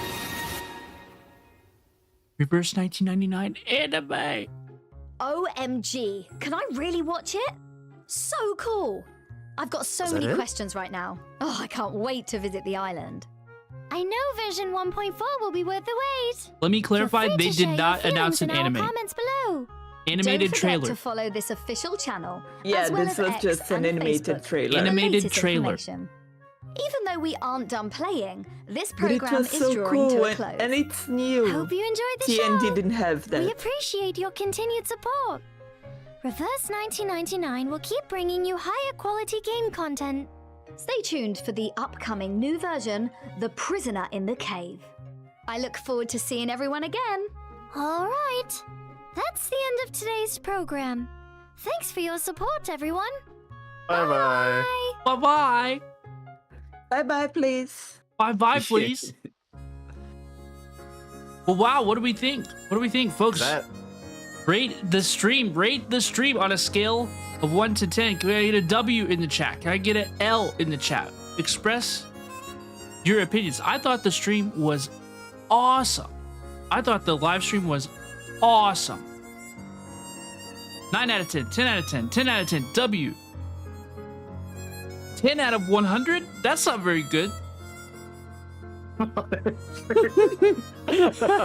I know you meant 100 out of 100. Hello, please. 9.7 out of you. Where you lose the 3 points? This was awesome. This was awesome, awesome, awesome. I really, really enjoyed this event. So at 37 out of 10, I think I'm leaning there. I think that's where I'm at too. Verdon's chilling. Verdon's just resting her eyes, okay? She's just chilling. She's just resting her eyes, okay? She's tired. She has her reasons to be tired. Well, folks, I'm just the thing that I'm most excited about, I think that I'm most excited about the raids. I'm most excited about the raids. What about you guys? For me, it's 3 doors because I really enjoyed playing that mode on CN, but I was too lazy to translate everything. So I would be happy to finally take my time to properly explore all the lore that's hidden there and take my time reading as well.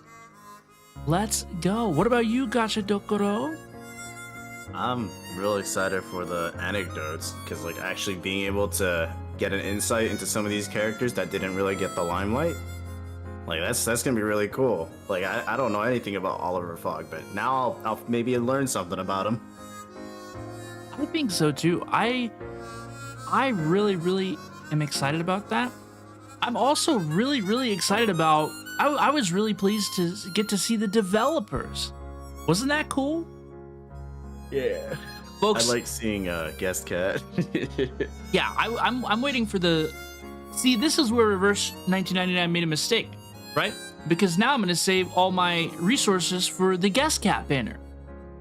When is guest cat gonna join the game? Look, we already had a dog banner with Pickles. We can have a cat banner with guest cat. We need a cat banner. But really though, like, please, where's the cat banner? We will have a bird banner in 1.6, so why not a cat banner? Right, we have cats, birds, dogs. Folks, another thing that we do need to clarify, we need to remember, this is a main story chapter update. MSQ update. This is gonna be really, really, really cool. I'm so excited.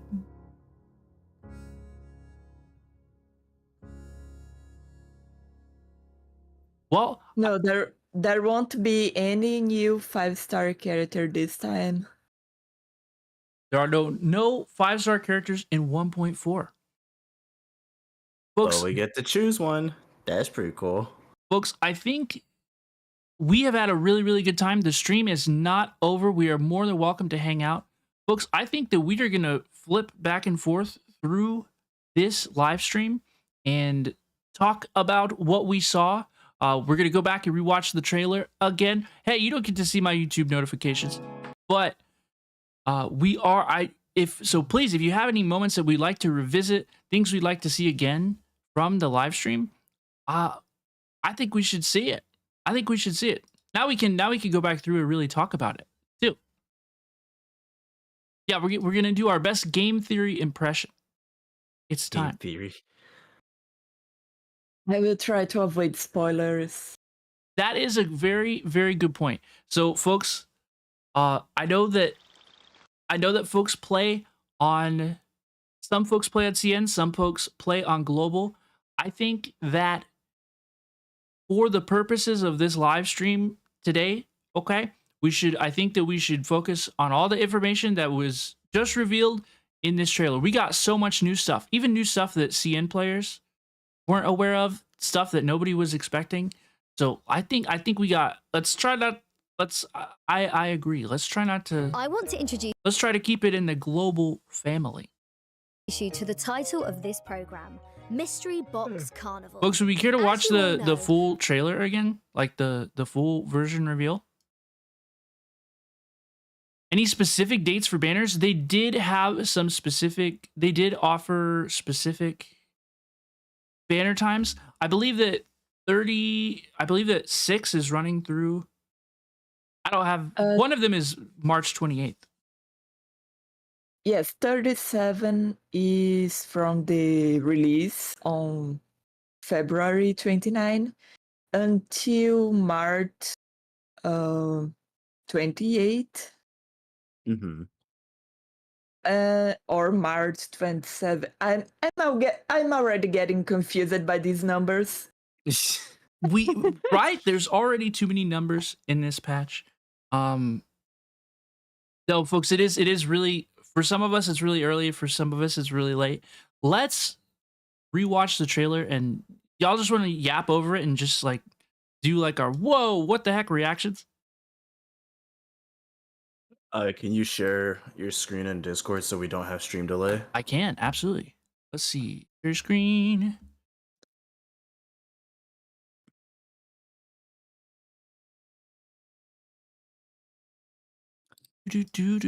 Thank you everybody so much for being here. I really do appreciate you. If this is where some of us are gonna leave, I assume so. I really appreciate everybody being here. Thank you so much for supporting me. Thank you so much for supporting Gacha Dokoro and for supporting Lyriel and Reverse 1999. Thank you to Bluepoch and thank you to Reverse 1999 for allowing us to do this watch party. I think we all had a lot of fun, and I thought it was it's been such a fantastic time, an excuse, right, to get the Reverse 1999 community all together. We got to celebrate, and I think we had a lot of fun. So thank you all for being a part of it. Thank you to Gacha Dokoro, Lyriel, Bluepoch, Reverse 1999, and you, everybody, watch it too. Folks, let's rewatch the trailer. Can Lyrial gotcha, can y'all see? Yeah, I could see it. Let's do it. Let's do it.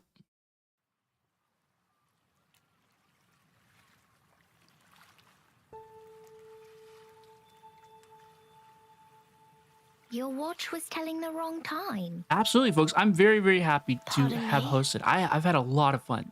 I fixed it for you. Yeah, thank you all for coming. 2007. 2007. This is the year 2007. See, that's the Is part it I'm not? confused about. That's what I'm hung up on. How did they Right? jump past 1999? We believe everything. Yeah, I could explain that, Can but be that would be translated heavy into numbers. spoilers. Right. Please, please, Things no are heavy made up of spoilers. numbers. I basically I don't even know if I heard Mathematics is anything the that they key to said opening the gate of truth. after the year How is this 2007. possible? You use a maths model to forecast the Like storm, and its results right out, like, perfectly huh? match what the Foundation recorded. And they The can storm We broke. just Wait, worked wait, out the wait. patterns in the number sequences. they can forecast the storm without the equipment from the Close your eyes, Vertin. the Truth. the foundation because they're good at math. Truth. I love this place. Timekeeper, watch out!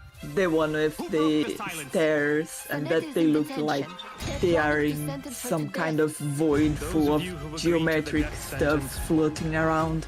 May remain seated. Who wish to commute Miss Saneto's When And also, Put your yeah, I pebble also into the love the box in the choice middle of of the classic music for the BGM of this trailer. This is a good one. I'm interested to learn like more about their customs and their society. Like, why are they standing in the middle? Like, I'm confused. I'm a little confused about that. I take not thought for needless disputes. Arcana's here. Arcana's back. The art direction for this patch is gorgeous. Burton looks so out of place from all the other students in that lecture hall. Once She found, is she do have a little bit of different drip, doesn't she? People all over the world have adopted the decimal system by coincidence. So 37 is confirmed, the first of the banner characters. I think we all assume that at this point. I'm very, very excited. The wise ones on this island used to strike. 6 is going to be an absolutely crazy, crazy character. Such a powerful like debuffer with so much. He's crazy. He's fucking RNG though, so I'm like, why? Why did they have to make him RNG? It's not so bad in practice. There's a fan-made video about 1.4 called "The Prisoner in the Cave." Wait, pause that. Go back to Digger. Okay, What the fuck is going on with him? Let's talk about his skin.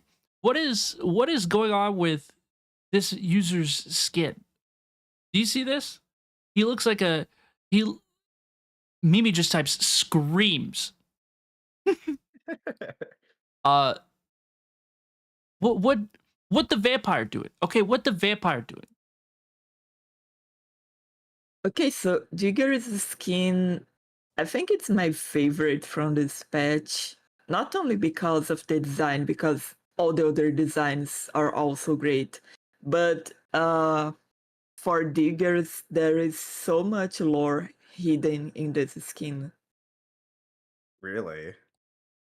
I know they pointed it out during the stream, but up in the top right-hand corner above his head, it says no maths. Does anybody have like thoughts about that? Is there once again, I'm gonna be so honest with y'all. I do not read anything story-wise about like CN. I really, really do not know what happens. Okay? Because I play global. I'm aware of like the characters and stuff, but I really don't want to spoil the story for myself. I really do not know what's happening. I promise. Is there like a faction within the island people who are against the numbers way of life?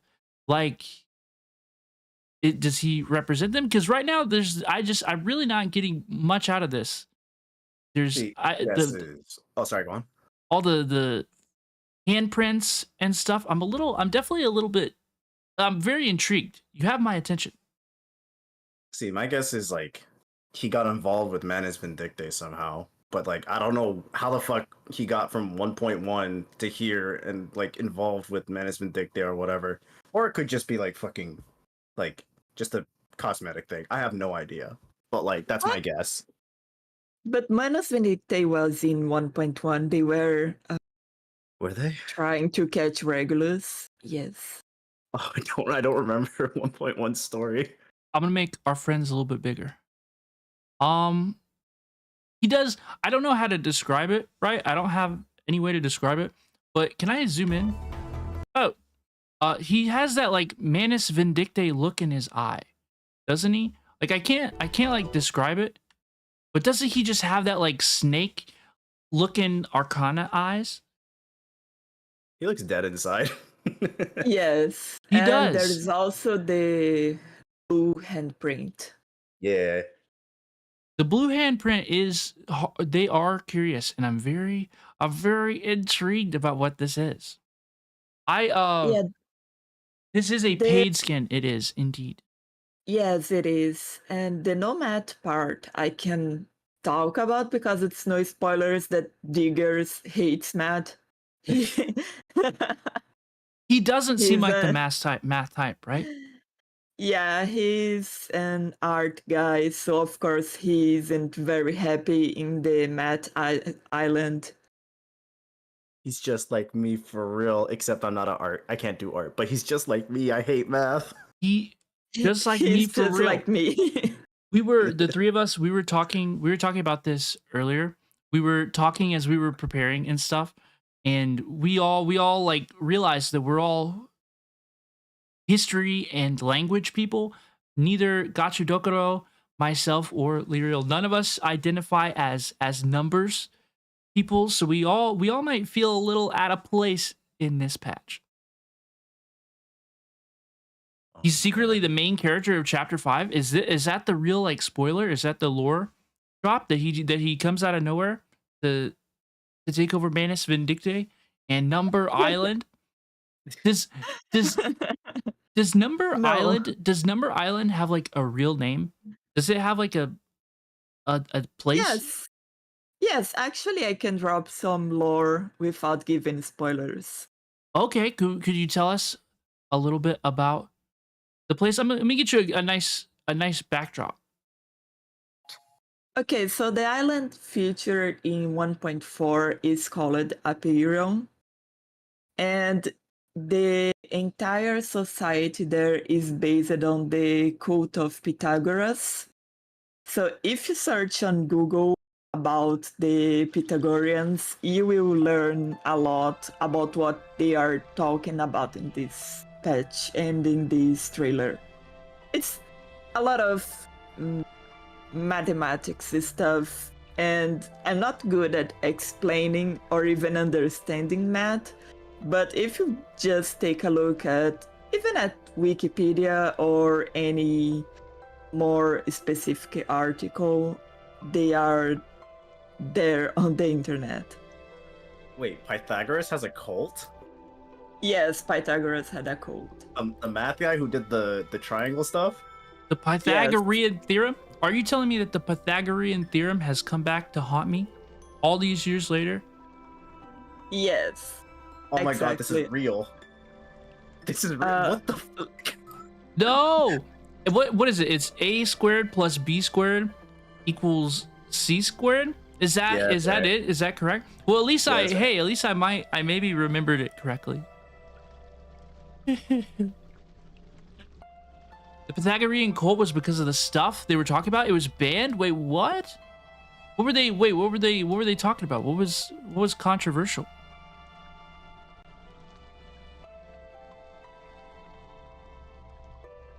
It was something about math. Then someone discovered the irrational numbers, and it kind of broke all their mathematical theories. Oh. And consequently, it brought an end to the cult. So they hate irrational numbers, and you will see this as a recurring theme in the 1.4 story. I did not know if you were talking about the game or live. Okay. Both. I'm talking about both. You They chill with prime numbers? Well, I guess if 37's there, then they chill with prime numbers. But like, talking about the discovery of irrational numbers, like I was definitely confused. That sounded you made it sound like a blockbuster movie. That was like the hypest shit I've ever heard. That was like the coolest math story I've ever heard in my life. Okay, so they have the prime numbers, and the prime numbers are like the cool people, the top class people. The negative numbers are the criminals, and the irrational numbers are the people who are worse than criminals. They literally threw those people in the ocean, and they used to do that in Greece as well. Oh, throw them in the ocean? My goodness. So is that I'm so sorry. They throw them to be killed by Gorgon. Oh. Gordon, yeah, Gordon the Gorgon. That dude is officially named Gordon now. It's a joke because Gordon is my friend from the Pride One staff. Oh yeah, huh? I didn't put that together. Can I spoil the part where Regulus got bit by 37?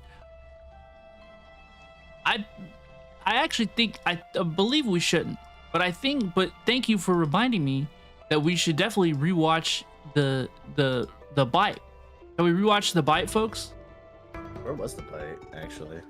I mean, that was 37's reaction to when Regulus finds out that 37 has a mother. I see everyone. What is with Regulus and asking everyone if they have a mom? Hold on, I want to see it. Okay, I could say why Regulus asks that to everyone, but that would be heavy spoilers as well. Oh, okay, then let's not. I see everyone too. You got it. I believe in you, Robin. So you have a mother too? Two? What are you, a dog? I see everyone wearing gilt robes similar to ours. 37 think that she was talking about the number 2? Like the prime number 2? Although, I think the way most arcades speak and act is difficult for all of humankind to understand. Chop, what are you, a dog? General, we Dude, see similar attire what a more legendary often in works of art depicting ancient meme. philosophers. What a legendary meme. These arcanists living on the island have Bro, Regulus is right. Regulus has like a repeated daily quest where she asks people about the status of their mothers. And not even the status of their mothers, the outright existence of people's mothers.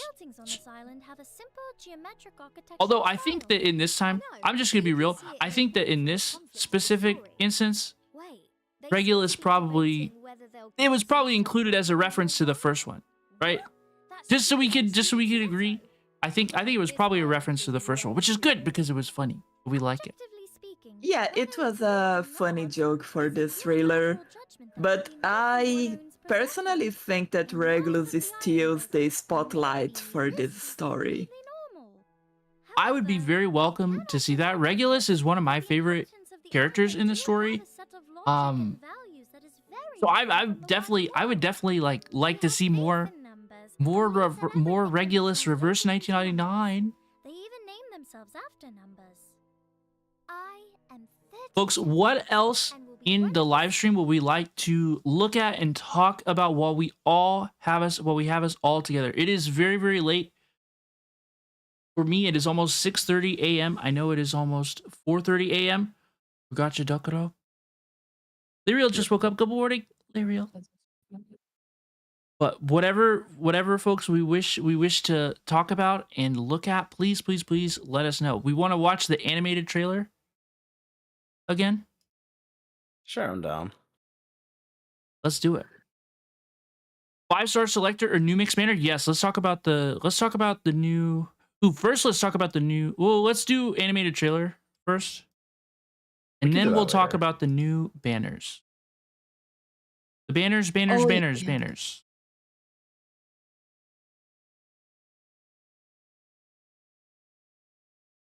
Okay, this is the animated trailer. This is the animated Reverse 1999 version 1.4 trailer. This is brand new. Nobody expected this to be released today. We were not aware of this in the first place. I think we were trying to keep it cool the first time we passed, so we didn't scream over it. So let's check it out again.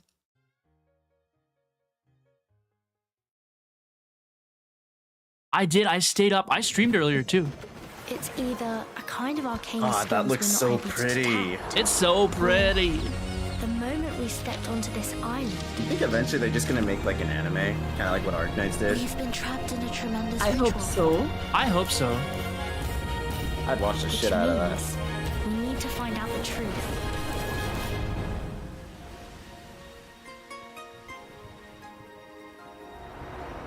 Virgin, can you see it? Honey Salt says, I'm worried I won't be able to do the raids as a free-to-play. How hard will it be?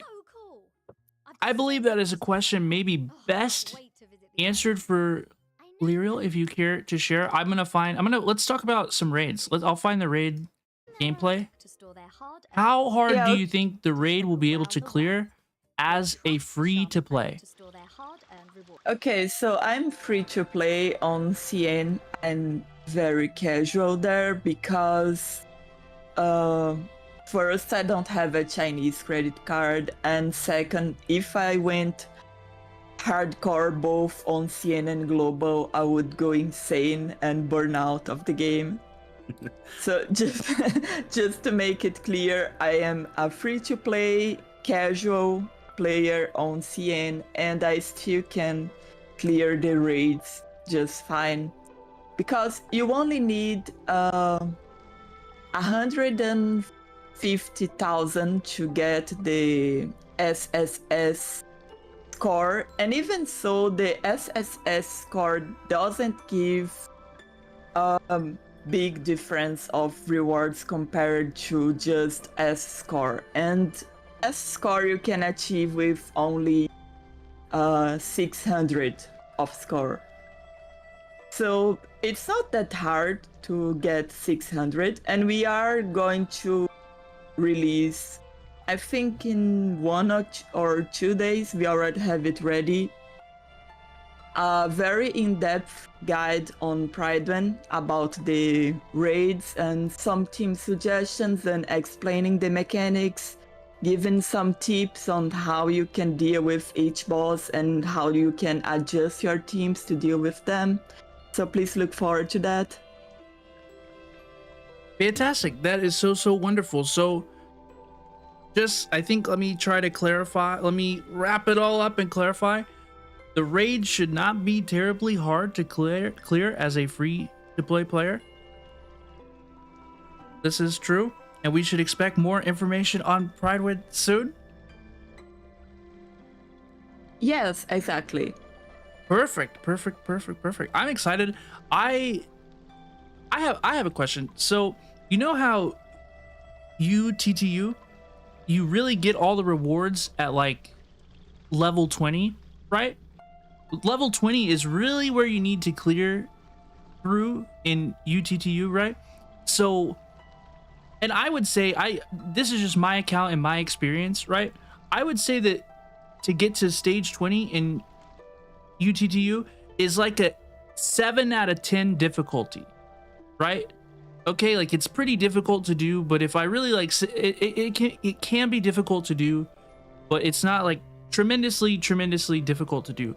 How would you compare the raid difficulty to like stage 20 of UTTU? I would compare it to, I would say it's 9 out of 10. If UTTU is 7 out of 10, I'd say raids is 9 out of 10.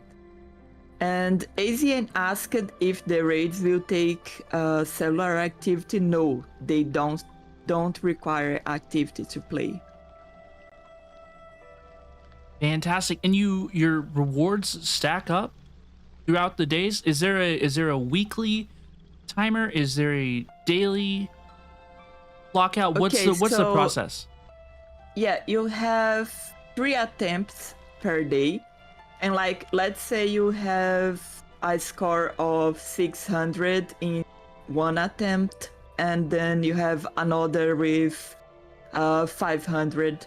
Then those get added to investigation progress system, where you can get even more rewards that separate from the score part. So even if you don't achieve a very high score, you can still get a lot of rewards. There is the investigation progress.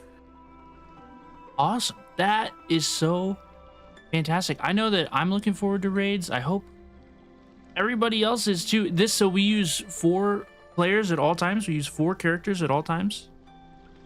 Yes, it always uses 4 characters. And also when you finish a run in the raids, you get a screen with your name and ID and date, so you can share the screenshot for those who like bragging about their scores.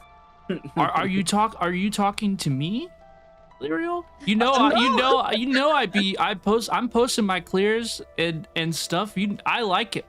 I like it. That's why you're probably gonna see me in the raids. That's why I think that I'm looking forward to this activity. I recently got my first 36-star clear MOC. You know, if you haven't heard yet, I don't know how, because I won't shut up about it. So there are bragging opportunities in the raids. I saw that. Yes, there are bragging opportunities, and I actually think that's a cool thing for the community, because it encourages people to try harder and try to come up with new strategies. And personally, I really enjoyed seeing the score screenshots when people played the CC mode on Arc Knights. So this is a similar feeling for me. Fantastic. I'm so excited. I clear Limbo, and Limbo does well. Limbo's been getting tough though. Bluepoch, yo, Limbo's getting hard as hell, bro. I enjoy the competitive, like, in-game gameplay. I'm looking forward to being able to use 4 characters all the time, because I've been playing since day one. I'm not a free-to-play player. I want to use 4 characters. I'm excited to see all the different things you can build, all the different teams you can build with 4 full squads. So I've 4 full units. So I'm very, very excited. Thank you for the 36. Congrats. I appreciate it. I've been grinding since the Fujian patch. That was when I set my sights on it. So I've been working for quite some time. I know earlier we talked about the character selector and banners. Should we talk about these banners real quick, folks? Sure. So this is the Carnival invitation. We are able to invite a 5-star Arcanist of your choice for free between Bakor and Bloom. I don't know if that's how you pronounce it. That's how I pronounce it. You should too.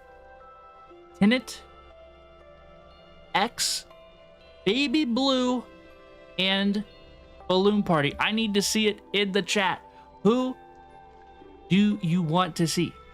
Who are you going to pick? Everybody, which character shall you select? It's actually all the 5-star characters. It's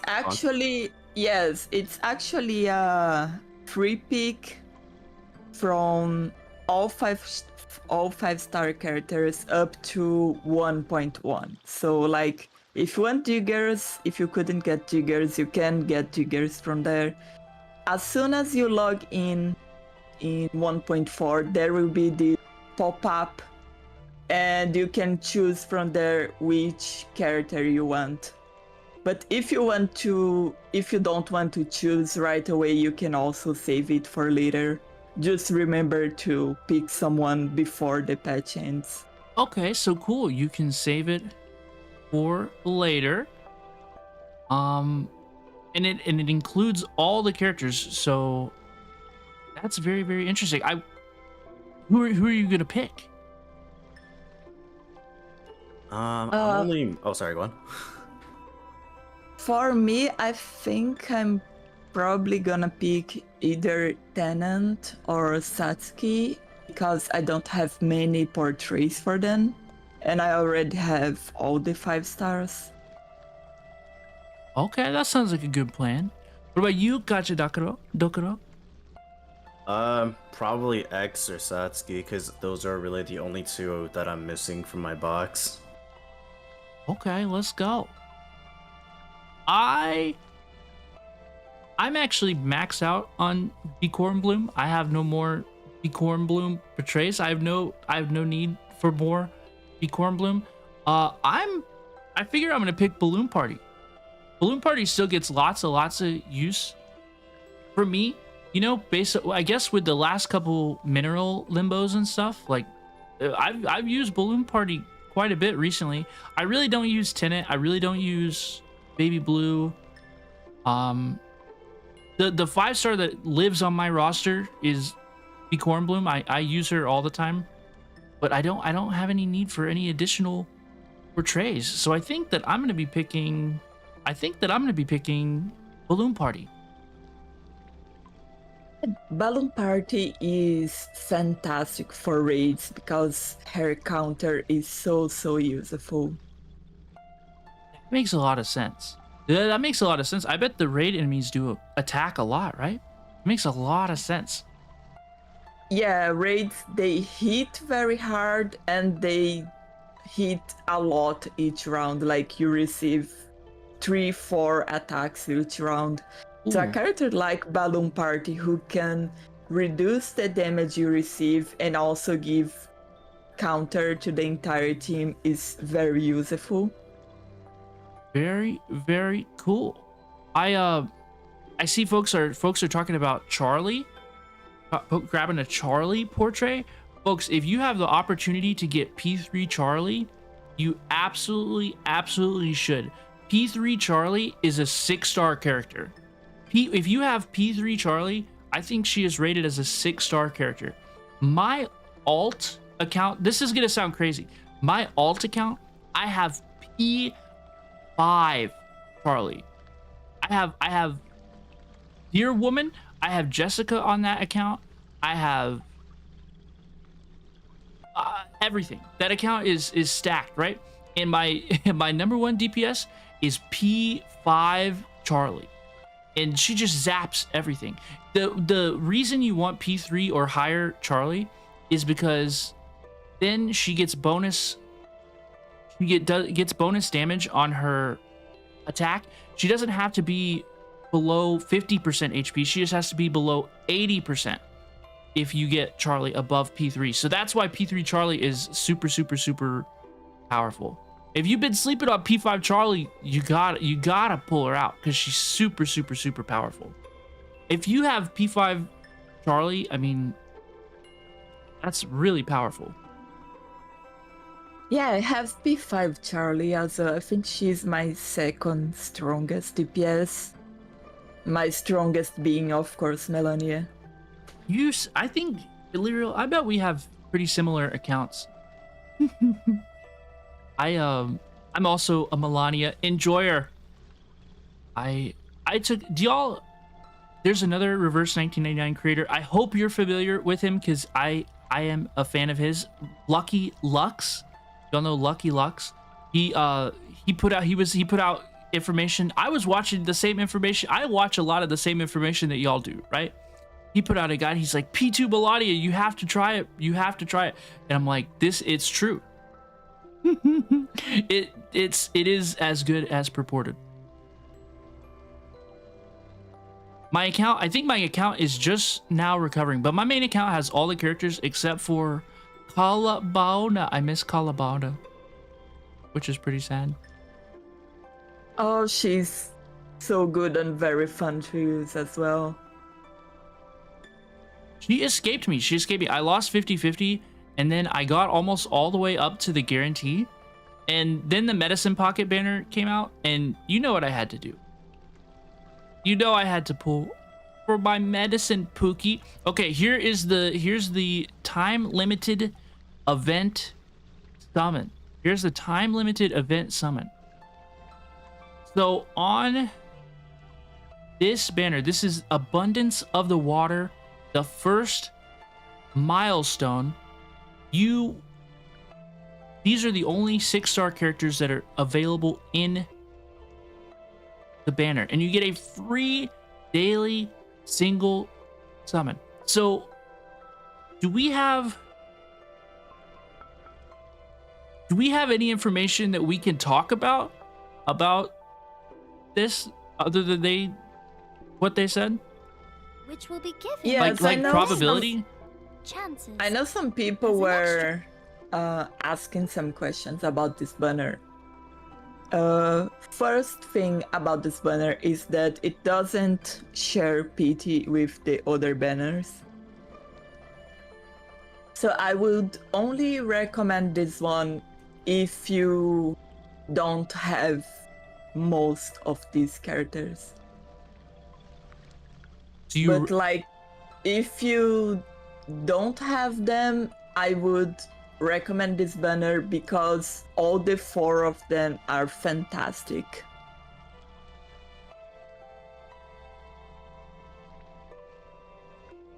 So yeah, sorry, go on. So how does this work? Like, how many pool is there a hard pity? Is there a like, for example, I'm thinking mostly of the, what was it called? The thread from the golden thread. The golden thread. Oh, it had a 30 pool mechanic. What was it? 30 pools? Does this banner have anything like that we're aware of? I'm super interested in this. No, this one is more like the regular banners. It has the same ratings and the same system of PT. The difference is that once you reach the hard PT, which is 70, you are guaranteed to get one of these 4 characters. These are the only 6-star characters in this banner, so it will always be one of these. Okay, so you could just hypothetically, right? Just put 1,000 Unilogs down on this banner and pull from these 4 6-stars perpetually? Is that what we're saying? Yes. That's kind of crazy. Yes, and you also get 7 free pulls. Like, every day you get to do 1 single pull for free, so please don't miss that. Remember to log in every day to get your free pull. And to collect your part of those 20 free Unilogs, because holy cow, they're giving away 20 free Unilogs as a login reward. Free pulls, Unilogs. Gosh, what are the other rewards? I haven't had a chance to enter the codes yet, but the redeem codes looked really cool too. Okay, Honey Salt has a question. Is it better to pull on this or for 36/7? 37/6. I wish 30. My brain just like automatically corrected that to 36/7. I don't know why that sounds better in my head, but I digress. Do we think it's better to pull on this or for 37/6? I know where I'm pulling. I think it depends on your account and what kind of character you need. Because 6 is a universal character, like the one true universal support. He's just fantastic. Like, by 1.7, I am still finding it very difficult to not simply slot him in every single team. He's that good. Jesus. Yes, and 37 is a little bit weak in terms of damage on P0. She only gets S tier if you want to pull her to P2 or above. But if you are planning to pull for Junyangji on 1.6, then 37 is also a good choice because of the follow-up damage. Okay, interesting. So I completely agree that it probably depends on your account. Many, like, as I think that disclaimer is pretty fair in every gacha game, right? I will be pulling for 6. That is where my unilogs will be going. 37 is really cool, and I think, in fact, if you know me, I pull for everything anyway. So there's really no like sense in me saying like I pull for this. I'm gonna pull for everything anyway. But I can't because it's fun. But 6 is mental damage. Yes, 6 does do mental damage, which will be really cool. And I'm very excited. I'm very excited. 6 does mental damage by gaslighting them. That makes sense to me. Folks, is there anything else that we would care to discuss about Reverse 1999 or version 1.4 or anything else while we have Gacha Dokuro and Lirio with us? Gacha Dokuro, what is a part of this trailer that you think maybe went a little under the radar? What do you think that folks aren't talking enough about? Maybe not like a specific part of the trailer, but I have been noticing that, I said this earlier while watching, but a lot of the quality of life stuff is getting pushed out a lot earlier than it was on the CN server, which I think is really interesting. Like the skin reworks for the 1.1 skins where they're adding the effects, that didn't get added to like, I think right before 1.7 in CN. But having that as early as 1.4 is like, it's really interesting that they're pushing such like nice quality of life stuff earlier onto the global servers. Big shout out to the devs for that. Absolutely, I completely agree, because we first started seeing this right when autoplay was implemented a lot earlier than it was in CN, and I gotta applaud the devs on that as well. It's like we have these quality of life features ready and built and stuff. Thank you for shipping them and letting us play with them sooner.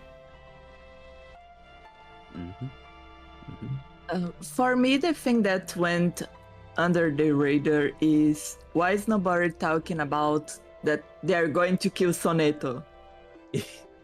Right? Okay. Let's talk about that.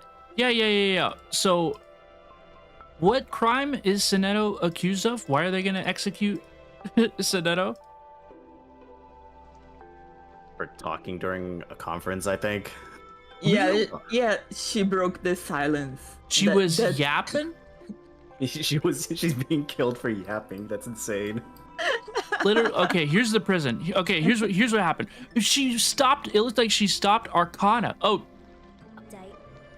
I broke it. It's okay, I can fix it. Uh-oh. Here's the prison. Here, I bet if I stop... I did it again!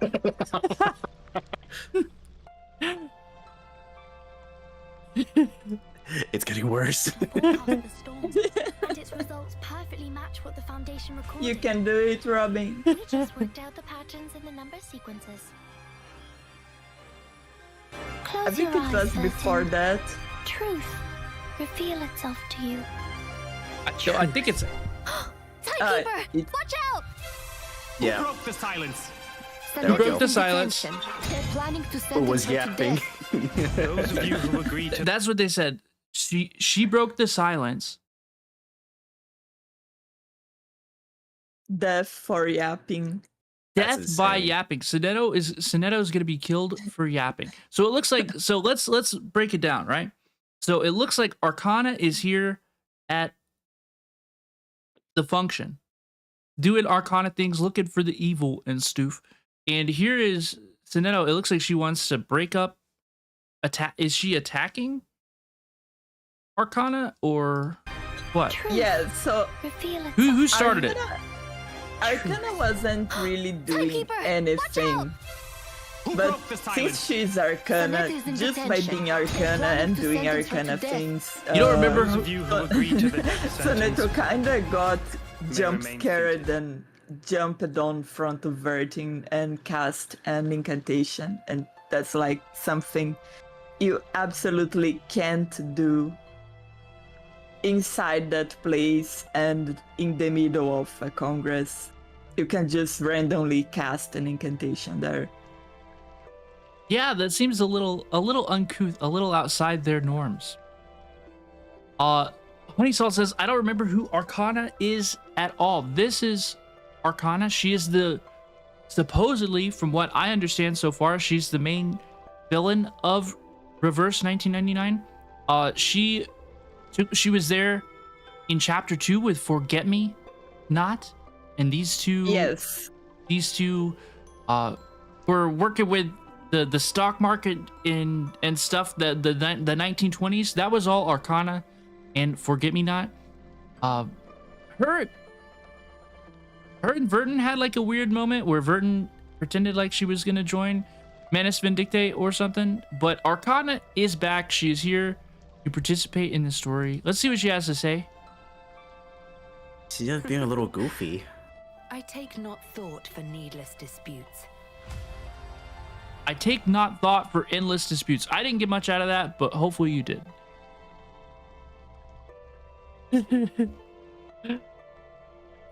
Arcana is really, really cool. I'm excited. I'm excited to see her return to the game.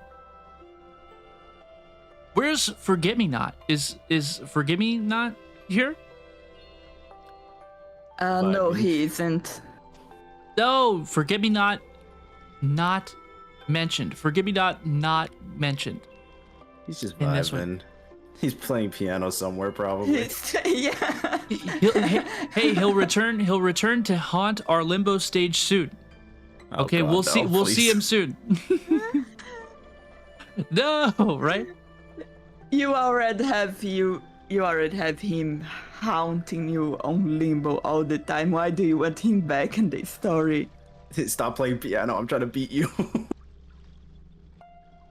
Manus Vindicte casters can ride out the storm, and they're always on the hunt for juicy secrets and potential allies. It's so true, and the Manus Vindicte and Arcana are characters that you should perhaps expect to see in the future. So I myself will be doing a little bit of a refresher on Arcana and that whole story. I hope.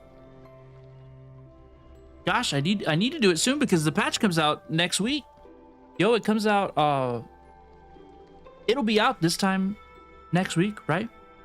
Yeah, 29th. Yeah. So it'll be out. I presume.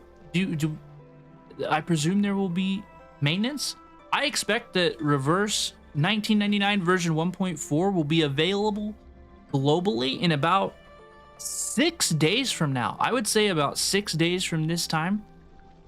Right now, you should be expecting to play Reverse 1999 version 1.4. That's what I'd say. Yep. And I'm very excited. I'll be there on that day. I plan to stream through the story here on YouTube and Twitch and TikTok and everywhere. So I hope to see you there. I'm really looking forward to the new story. And I gotta say, I gotta applaud the CN players, because the CN players who have known this story for a while haven't said anything. I haven't had anything spoiled whatsoever. So thank you to those who kept the secrets and kept the story safe. I hope we are all gonna enjoy next week. It's gonna be a good time. Is it the 29th or the 28th? Let's 29th. It's the 29th? 29. Yeah, the numbers. The numbers, Lyria, what do they mean? Yeah, so you could probably expect the game to go into maintenance on like the 28th, like the evening of the 28th, and then you'll probably be able to get back into the game on like daily reset on the 29th is what you could probably expect. I expect it to come out for 1.1.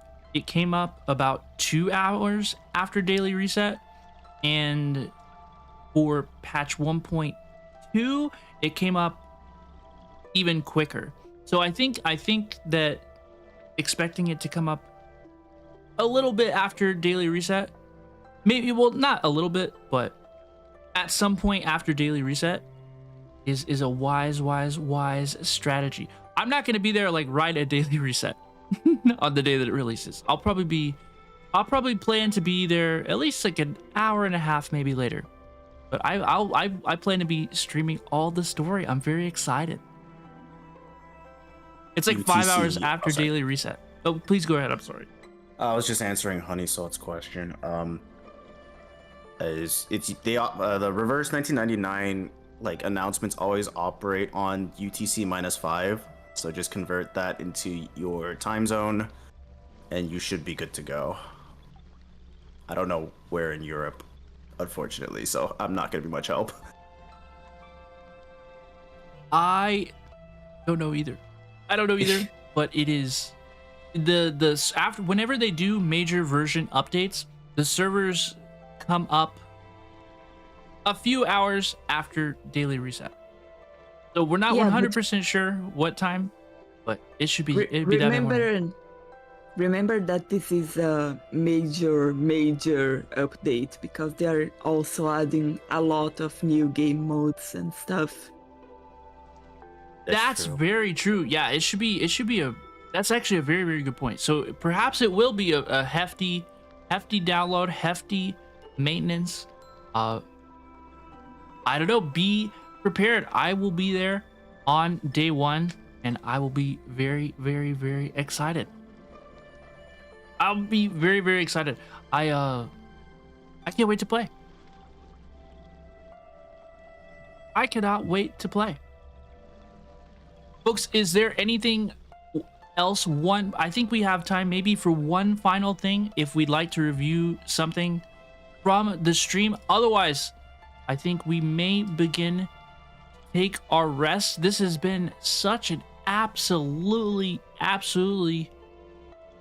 incredible time, and I'm just so honored that you all chose to spend a little bit of your time with me and Gachu Dokuro and Lyrio, because this has really been super wonderful. 3 doors for the finale. Yeah, let's talk about the 3 doors. I think this is going to be a really important part of the update. Gacha Dokuro need to get to some sleep. A little bit of sleepies. I'm like a nocturnal rat though. I normally go to sleep around this time. I'm not too bad. I got D&D after this. I ain't going to sleep. I'm going to sleep after this. I'm going to sleep. Hey, if any of you would care to watch the VOD back and add timestamps so I don't have to, I'm just kidding. I will do it, but I'm going to sleep after this. This is... Please go ahead. If anyone wants a sneak peek on the 3 doors mode, more explained in detail, I actually made a video way back when it first came out on CN. It was my first time recording anything with voice, so I was super nervous. Please don't mind the quality. But I've dropped a link in the chat. It's an old video, but it explains the 3 doors mode and how it works, what you can expect from it. Fantastic. We would love to see it. Please feel free to post. If it doesn't work, like, send it to me. I'd be happy to post it. Like, we love to see it. Folks, I sent the link to the chat. Let's see. I do not see it on either chat. Could you send it to me in Discord and I will post it in chat?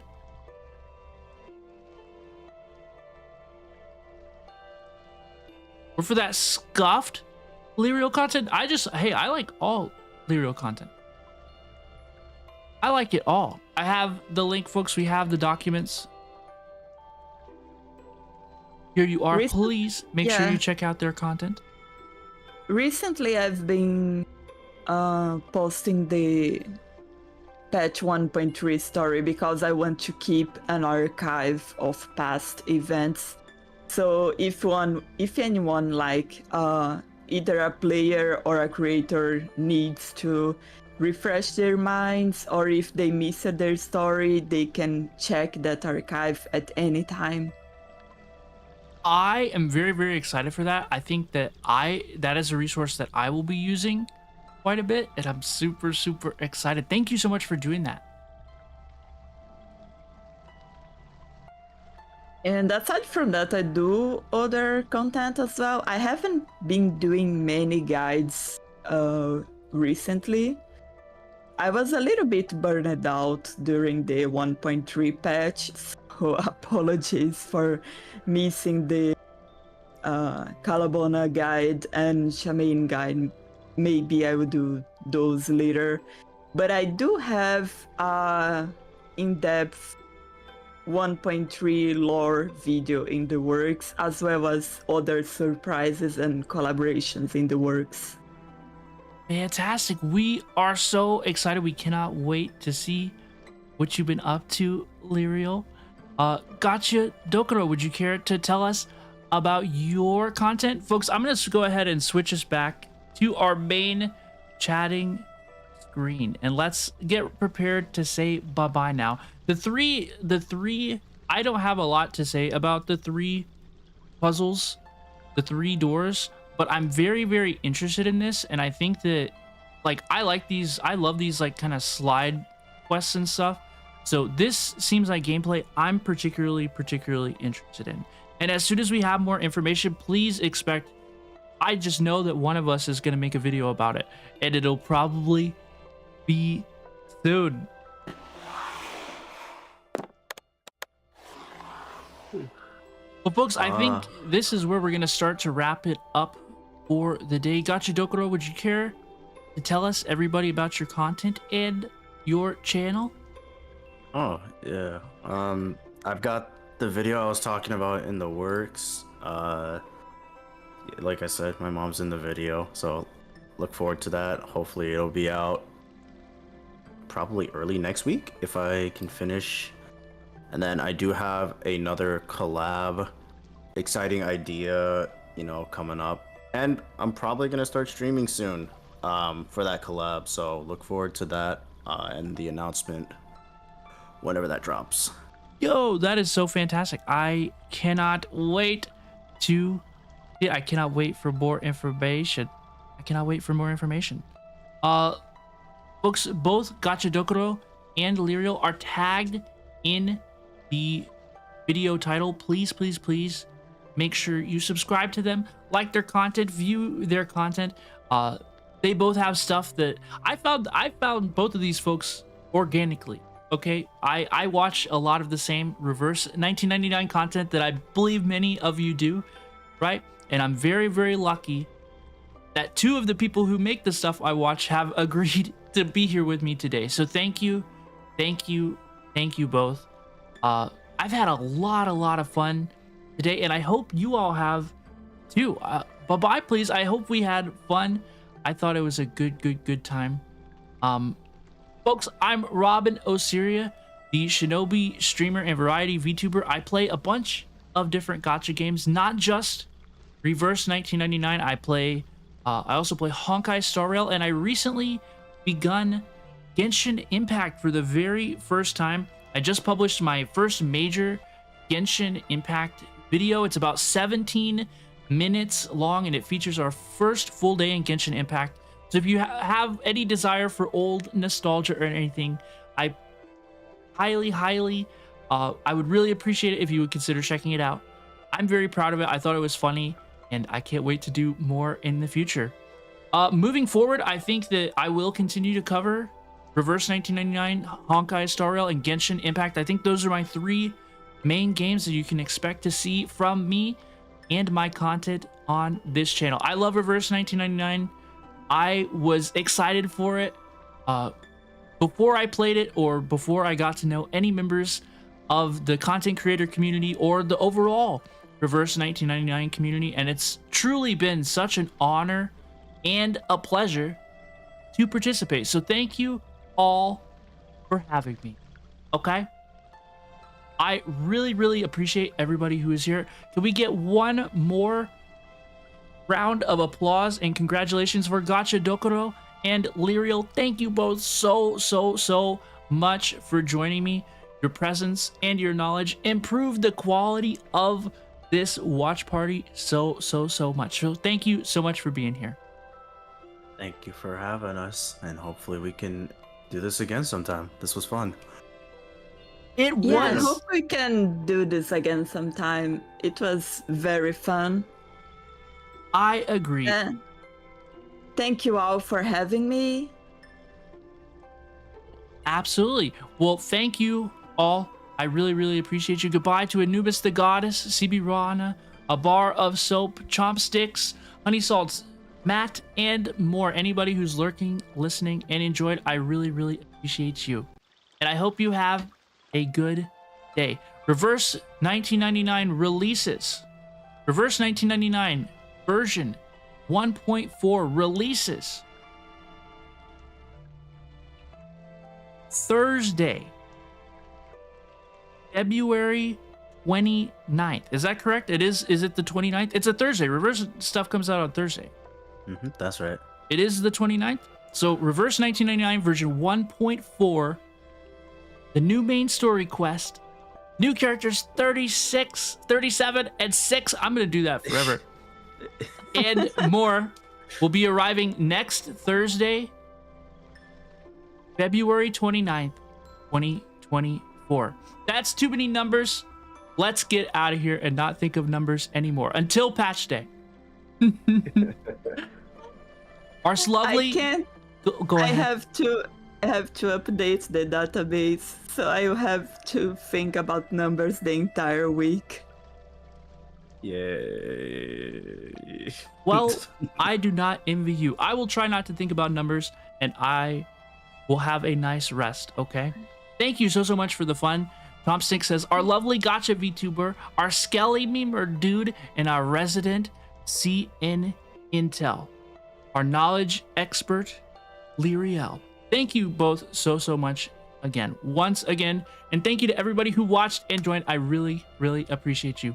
I will see you on patch day and probably before, but until then, take care of yourselves, be good, and bye-bye now.